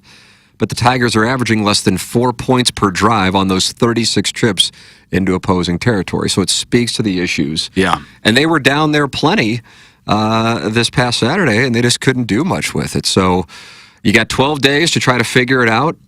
A&M's going to have a game that I don't think they probably expected to be as difficult as it could look like based on what we're seeing with Arkansas. I mean, Arkansas, are they the team that struggled with UAB in Little Rock? Are they the team that nearly beat Oklahoma State in Stillwater and went down to Auburn and beat a bad Auburn team? We'll see. That game's in Arlington. Then Missouri gets A&M. James, always appreciate the time, your sponsorship of the Colonel. Thank you for the tickets. It was a wonderful experience. And you're heading to College Station, I guess. Here. That's right. Yeah, 2 weeks. Yeah. Thanks, gentlemen. Fun. There he is. That's Carlton State Farm Insurance. Flying to Houston, yeah. Oh, wow, look at you. Yeah. That'll be a good time. Commercial. Yeah. James Carlton, Carlton State Farm Insurance Agency, online at carltoninsurance.net. Your thoughts are welcome. Text them in. 314-881-TMA5. Doug, it's the Schaeffer Door Company. Text inbox. You know anything about Schaeffer Door? I do. They'll help you with your garage door. If it doesn't go up, if it doesn't go down, yes, it doesn't. That's what happened to my garage door. It doesn't. It wouldn't go down. It went up, wouldn't go down. So I said, well, I guess this door is no good. It's ruined. I'm going to need a new one. Not so fast, Jack, said the fellas from Schaeffer Door. All you need is a strut. I believe that's what they called it, a strut. Maybe even 2. And now the garage door works perfectly. It's quiet. It's easy to get up and down, and a door that was 25 years old and I thought I was going to have to replace. Nope, Schaeffer Door fixed it. Toot sweet.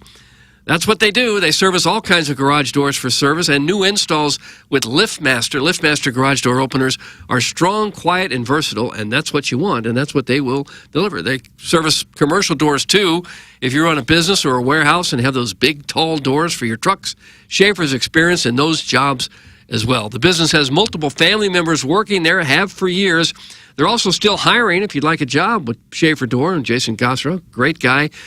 Talk with them about a job. Here's their phone number, 636-782-3608. The website is schaefferdoor.com. I'm going to go ahead and spell Schaeffer for you. Do it, yeah. SCHAEFER. That's schaefferdoor.com. Schaeffer Door is a LiftMaster partner. Mentality, if you are feeling sluggish on a Monday morning, maybe it's just a standard Monday morning, or maybe it's low testosterone. If you're dealing with low energy and motivation, weight gain, muscle loss, you're tired all the time, feeling anxious, moody, irritable, impatient, dealing with anxiety or depression, these are symptoms of low testosterone. Mentality is a local healthcare facility specifically dedicated to helping men feel and perform at their very best. It doesn't matter what age you are. Low testosterone can be an issue with any guy, even if you've tried testosterone before. Not everyone understands the blood chemistry in men's bodies. Mentality can help. Go online at lowtusa.com. I have been tested. It was super easy, in and out in 20 minutes. They couldn't have been more friendly. It's Mentality online at lowtusa.com. You're welcome to call in as well. The Colonel was on the Kyer and Thompson phone lines. Doug, Kyer and Thompson, let's redo the house and let's live happily ever after together. Well, I don't know about together. We could redo your house and then redo my house and then live separately. I think Kyer and Thompson would be up for that. They'd get 2 jobs out of it, and we'd both be happier too. This is the first full day of autumn, so it's the start of the season where people might start to spend more time in their house as opposed to outside the house, and you look around and you go, this place is no good. This place is no good, and what'll I do about it? Well, what you do is you call Kyer and Thompson, or maybe you visit their showroom out there on Manchester in Baldwin. They can take care of anything going on in your house. You want a new kitchen? That's what they specialize in. New bathrooms, basements, wine rooms, man caves. Be fun to fix up your man cave for football season. Accent rooms, fireplace walls, offices, you name it. They remove a lot of walls to open up the first floor and remodel homes that were purchased in, years ago, older homes. They can handle it all, and they do it in a first-class way. They got a AAA rating with the Better Business Bureau. They've won a Torch Award for ethics from the Better Business Bureau. And this is a tough industry, too, because there's a lot of people who think they can do this work. Your neighbor's brother-in-law thinks he can save you $1 by doing this because he's got a claw hammer somewhere in his basement. You need the experts, and that's what they are at Kyer and Thompson. They will do it in a first-class way. Service and quality is their #1 priority. If something happens after they've done a job, even a door off a hinge, anything, Matthew, the service manager and appliance installer, will get right back out there and help. Kyer and Thompson never cut corners. They do it right. I can tell you that. I have been there. I have seen their showroom. I've talked with their designers, Bob Strati and Carolyn Beard are the owners. Fabulous people. Have been in business now since the 1950s. Not Carolyn and Bob, but people that they bought the business from years ago. Carol and Bob have been there more than 20 years. Just the best place in town to go to fix up your home. Kyer and Thompson, come home to quality online at kyerandthompson.com. Well, it's interesting what Jackson's St. Louis Starter Packs Instagram account has just sent out this morning, Doug. Looks like this was sent from Lambert Regional, and it's some people with a bag of donuts, it looks like. Ooh. It says this flight does not board for another 25 minutes. That means these people have 25 minutes to eat these breakfast sandwiches from Dunkin'. Did they eat them? Of course not. Instead, they took them out, checked to make sure the orders were correct, and put them back in the bag to save for the flight. I will never understand this behavior. Jackson going after sky pigging this morning on your St. Louis Starter Packs account. Well, I've been in the crosshairs of it when we flew to Jamaica, 5 a.m. flight or whatever it was, and the people next to me had 2 egg tacos of some sort in Ziploc bags. So that means they didn't buy them at the airport. They brought them. BYOT? Brought them from home. Went through security with, again, these are egg tacos. Mm-hmm. So we're looking at 2 or 3 hours in the danger zone, no refrigeration or heat, and ate that right next to me. Mm-hmm. They offer you a bite? No, they just pulled them out of the little Ziploc bag. Did they wait till cruising altitude to reward themselves? No, they got pretty much. Right when they got on the plane? Pretty much as soon as the plane was airborne, they were eating these disgusting. Just so the crumbs and everything would be all over everybody. Bacterial-laden, just E. coli probably. I think people think they're going to get bored on the plane. Here's a way to kill 15 minutes by eating. Read a book. That's what I'd say. Read a book, watch a movie. Don't eat food that's been sitting out for hours. Yeah. Bring it from home. If you're going to bring something from home, bring some Chex Mix. Did they or look something. sickly by the time the flight is over? No, I got the hell out of there. I mean, what, we fly to Miami? Yeah. Sure enough. Okay. Awful. I don't know why people bitch. I mean, remember the old days? Everybody got meals on a plane. But it was made right there. Was it sky picking then? But it was made there. You know what I'm saying? In the kitchen? It was made, well, at least it was like heated up on the plane. I'm talking about egg tacos that are brought from home. These people cook those eggs probably at 3 in the morning. It's like 6. Probably packing and late packing and showers and rush to the airport and check in, and then you just want to sit on the plane and relax. Was And it enjoy your treat. Scrambled eggs inside the taco shells? Did you look? What did you say? Can I have a bite in your tastings? I smelled it. It's not that. It's that you're putting the person next to you through your whole eating experience. You enter in some social contract that you're going to be tight. Like, what is the social contract? You're all in there in this tight metal tube. Let's try to be respectful of each other's senses. And that's why you use your St. Louis Starter Packs account and the tens of thousands of followers to exact revenge. If you have time to eat before the plane, why not eat on the ground when the food is hot? Doug, do you view sky pigging the same way you do as guys taking recreationals next to No, that's us? worse. That's much worse. Sky pigging? No, recreationals are much worse. Shouldn't be bathrooms on the airplane either, because if you go in there and take a dump, You shouldn't do that. you're going to smell it in the plane. Don't do it. Nobody go to the bathroom either. You can wait. But that's like an emergency. Like that, like you have to do something there. You don't have to eat egg You see the tacos. size of these people that eat? They were it's thin. an emergency for them. They were thin. These people were thin eating this breakfast sandwich situation. I have no problem. It's just it's the mess that it makes. It's that's the what I'm crumb, saying. and inevitably some of it falls on your lap and on the floor, and Like we all That want to be bugs comfortable, me. but we don't all just like start taking our shoes off and laying down or leaning on the person next to you. Like you kind of enter into this. You have like 1.5 foot of space, both in all directions. Let's keep our hands to ourselves. Let's Guys be are groping respectful. each other? Well, I know people who like will fall asleep and their head will lean onto somebody. Oh, no. Yeah, right. Like for that, however long your flight is, like just try to be as respectful as possible of everyone else around. Yeah, well, new sign at the airport. These are the things you can't do on the plane. Don't sleep because you may snore.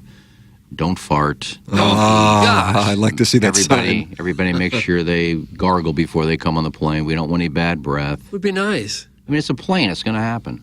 I get that. I'm just saying that like doing your best to be respectful. And so like I don't have any problem with people eating on the plane, but maybe not such food that will, it's a little pungent. Eggs would fall in that. Putrid. Tuna salad.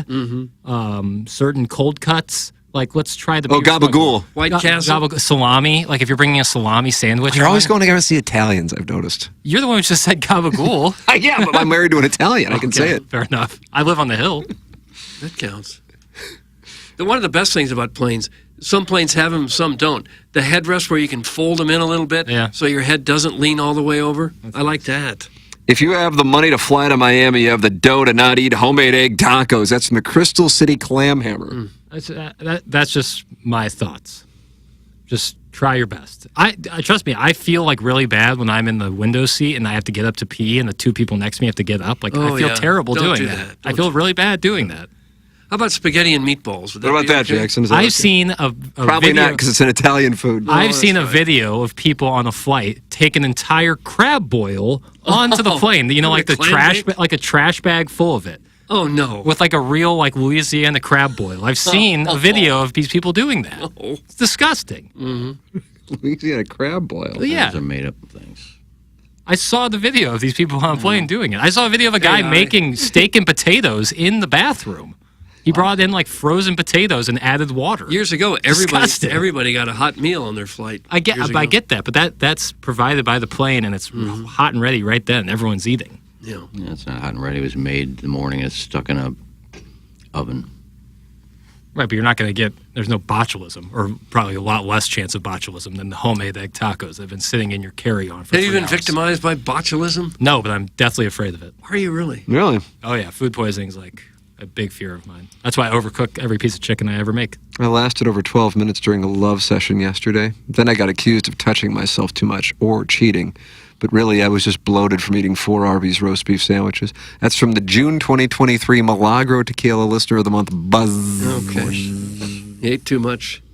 I did too on Saturday. The only guy I know had sex for 12 minutes when he played with himself.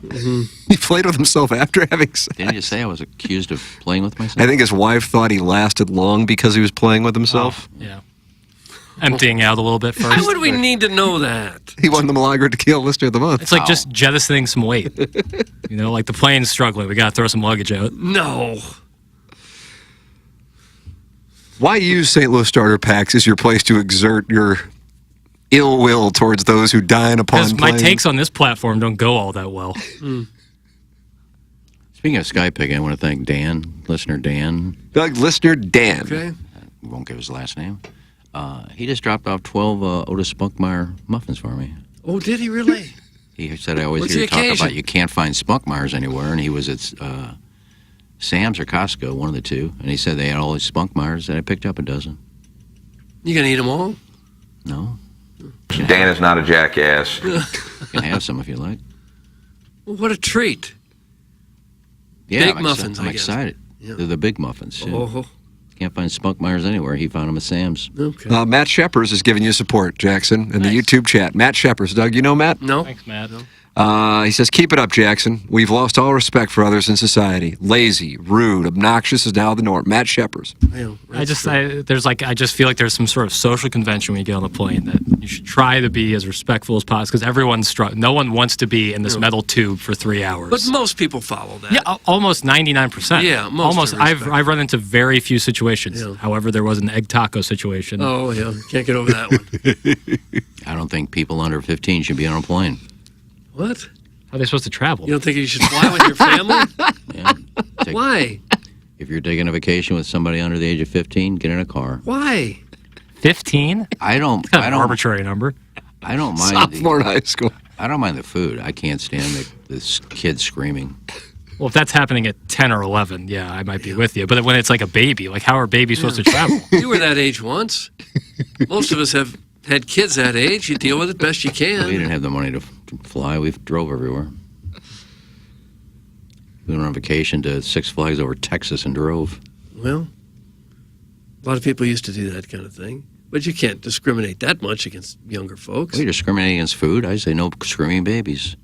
I mean, trust me, they're letting food on. There's no policy coming where they're not going to be letting food on. That's bad for business. But it would be really bad for business if they just said, if you're under the age of 15, you cannot fly with us. Yeah. Adults only planes. That means families could never really fly to a vacation. No. Maybe not under 15. If your baby's going to cry on the plane, don't bring it. Well, you don't know until you get there. Well, you know a baby's going to cry. Not always. I've had babies that went right to sleep. They can't pop their own ears. They start crying when you get to altitude. Well, some do, but a lot don't. No, you can't discriminate against babies. And if they cry, you suck it up for an hour and a half, 2 hours, and you're done. Well, if they eat food with garlic in it, you have to suck it up. Yeah, we do. Trust me, like I said, you have to deal with it. It's not going to change. I just think it's kind of bad form. How about this? You got support from Sharon and Clayton, Iggy. Full concur about the age limit. Great idea, Iggy. I'm 100% serious. It's Sharon and Clayton. But again, how are kids supposed to travel then? Drive. They couldn't. How are you going to drive to Europe? Who needs to take a kid to Europe? Some people do. Yeah. Some people take their families on nice vacations. If the baby's crying, you leave it with relatives if you're going to Europe. But you don't know if it's going to cry until you get there. You're pretty sure it's going to cry. Especially to Europe. But if I have noise-canceling headphones, I don't hear that, you know? If the baby has a bottle, he's usually not going to cry too much. I can't, there's no smell canceling. I guess I could wear nose plugs. Yeah, you could wear a mask. That's true. I'd still, trust me, the egg tacos I was still smelled. It's probably a policy that those who have never had kids would agree to, and those who've had kids say there's just no way that we could do without flying sometimes. I've heard from a lot of parents where it's like really hard to bring their kid on the plane, like because you know It is. all the eyes are going to be on you, Yeah. and so I imagine myself in that situation one day, and I don't want to cast aspersions when that might be me. Yeah. Well, you still went after fat people on your St. Louis starter I told you packs. the people were skinny next to me with these. But again, it's the point. But it's your St. Louis starter packs. If they would have pulled it out of a Dunkin' Donuts bag, I actually would have felt better because I could have, in my mind, been like, all right, they bought this in the last hour. But they pulled it out of a Ziploc bag, which means they brought it from home. Oh. Maybe they just bought the bag from home. Yeah, exactly. The food and they had the put it in treat at Lambert Reed. What They were kind of thinking logic? ahead. They were thinking ahead. When I go to Dunkin' Donuts, they don't just hand me the food raw and no packaging. Like No, they put it in a it's like, box. here's the biscuit. But you I'm want gonna to hand carry it the to whole you. box, and you don't want to carry all the donuts. Maybe, So you maybe put 3 or 4, maybe. and It doesn't in a change the Ziploc. fact that it was pungent. Or some a sort donut of- was pungent. It wasn't donuts. It was egg tacos. What else was in the eggs? Some sort of sauce that was. Soppins. Thinking it up. Soppins. Ladies and gentlemen, it's time for our designer email of the day. Oh, what a month it's been here, and we're kind of heading down the stretch. It's fun to see. Kevin Miller, 5 wins. Buck Swope, 4 wins. JV golf coach, 3 wins. Frisco Pepish, 1 win. And Gunter, 1 win. There are your standings, Doug. What a leaderboard we have. All right, it's a good Let's get it on. Did anybody besides me notice how big Tim's arms look today? But this email is about two-way players. Hey, Jackson, in 1981, the Jetstream Roy Green had 3 games where he scored a touchdown and had an interception. Stick to round ball, unicorn bait. Oh. I remember vividly because that is the first time another man entered my sacred temple. My Golden Griffins were in the state badminton championship game against our hated neighboring rivals, the Pioneers. We won on a technicality on Kirkwood soil, but we won nonetheless. Their coach was so preoccupied with getting a grass stain on his khakis, he made an illegal substitution. Then he just lost it. Dude was walking around in a daze, like a weeble. And we all know weebles wobble, but they don't fall down. Right. As we field stormed, the dude just lost it. He grabbed me with his man hands and said, payback time, sexual payback. He bent me over and started giving me the reverse mustard slide. All right. After chilling in my back porch for 5 minutes, played North Korea Olympics and pulled out. Then shot me in the back with a penis colada. All right. That's from Mike, and then his last name's Oxlung. Mike O'Clain. It's Russian, I believe. Game ball to the Strode man for today's show. He almost lost it with that dumbass sky-pigging defense. But good on him for keeping his yapper shut whilst Mr. Tim, Papa Pudding, and the Virgin, you're known as Papa Pudding? Papa Pudding. Yeah, with all these uniform takes. And the Virgin flat got after the Mizzou football talk. I particularly enjoyed the idea of Doug drunk on a plain glizzies. That's what the Youngs call hot dogs. Doug, settle down. Sitting in the 300, yelling to no one in particular about how he can't tell which team is which because they both have white pant. I cannot even begin to express the growth of my wiener when he talked about slurping down dogs. Nummy. Colts beat the Bears at Lambeau yesterday. Roof was closed. Nice bounce back. Steelers next. Thanks in Anyong. That's some number one Asian intern, Brian Henshin. Don't fart on the airplane. So the Colts played the Bears at Lambeau. Scheduling issue. Unreal. Yeah. Scheduling mistake by the league. Was that Brian Henshin. Was at your park and the roof was open. Growing up in the 1980s, I listened to FM radio on long car rides.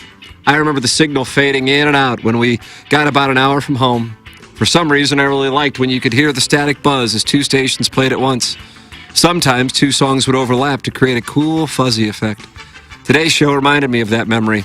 On one hand, I could hear trusty old TMA. At the same time, as a nearly expired senior citizen wheezed for dear life, you could almost make out what Tim was saying as the high-pitched squeal of hairy nostrils whistled in the distance like an evening train. Slurping coffee, rattling ice cubes, deep, throaty coughs shook my car's speakers as an elderly porn addict tried to dislodge some stubborn phlegm from his aging turkey neck. I also loved how Doug's hot dog story was accented by the world's most powerful urinal flushing with the force of 100 tidal waves. At least you guys didn't accidentally broadcast any kids chatting on their walkie-talkies again, so that's kind of a small victory in itself. Thanks for the nostalgia, fellas. That's the JV golf coach. JV golf coach. I did none of that. unzip his khakis for a huge surprise. A big old hog as thick as his thighs. No. We play a game called Hide the Sausage. He takes me from behind. Going in raw sitch. Dirty Bird. Oh. Gosh. The guy's name is Dirty Bird? Yes, it is. Dirty Bird. I thought this was the doo-doo man. It looked good yesterday. Doo-doo man! Yeah, Malik Neighbors looks good. Holy hell. I'm not going to be much good to you this morning. Not after driving to Louisville and back yesterday to see my morning jacket, the War on Drugs, and the National at the Bourbon and Beyond Festival. I'm not sure what percentage of the women in attendance cheated on their husbands over the weekend, but they were all thinking about it during the jam for MMJ's Touch Me, I'm going to scream part 2. Let's write better. Let's look and do some proofreading before we hit send. Sadie Hawkins, Doug, Mizzou in their hideous yellow costumes nearly avoided a program castrating home loss to Vanderbilt. But hell, they's on scholarship too, as the holes got tight in overtime. Libby Jack tried not to scare off his lady friend as he rage-paced while screaming at himself. Kind of like how Iggy tries to scare his neighbors when he yells at himself when he's alone in his apartment. The lame duck Cardinals won their last 2 home games, but Wilson Contreras and Nolan Arenado cried for help from the front office to fix the lineup in the ballpark that doesn't reward you for hitting the ball good. But I think the lead is that a Mizzou fan took a break from banging them 2 at a time to call into Gabe's postgame show and call Eli Drinkwitz a word that begins with C and rhymes with drum stain. If a tree falls in the forest and no one hears it, doesn't make a sound. If an HD2 radio host wearing white after Labor Day drinks coffee in the corner of a windowless closet next to the pissa while everyone else spits hot sports takes, does it make a sound? Inquiring minds want to know, did Iggy go to Pitbull last night? Did he invite his neighbor's wife? Did he reach out to that high school girl he invited 2 years ago? Did he just stay home yelling at himself because he didn't have tickets? Doug, that's Buck Swope. Okay, Buck Swope with a nice little email. Iggy, you want to answer those questions for Buck Swope? I think that was more of a humble brag to let people know you drove all the way to Louisville to see Jim James in morning jacket. No, I didn't go to Putville. We had no tickets. Couldn't get any tickets. I could have bought tickets, but I didn't want to sit on the Hubbard didn't have tickets? No, they had so many to give away. Wow, there was a rush for Pitbull tickets here. I guess he's popular. How about that, Doug? Do you go to Pitbull last night? I know, I missed it. Jackson, do you go? No. Where was he playing? Hollywood Casino Amphitheater? Yeah, I saw him a couple years ago, so.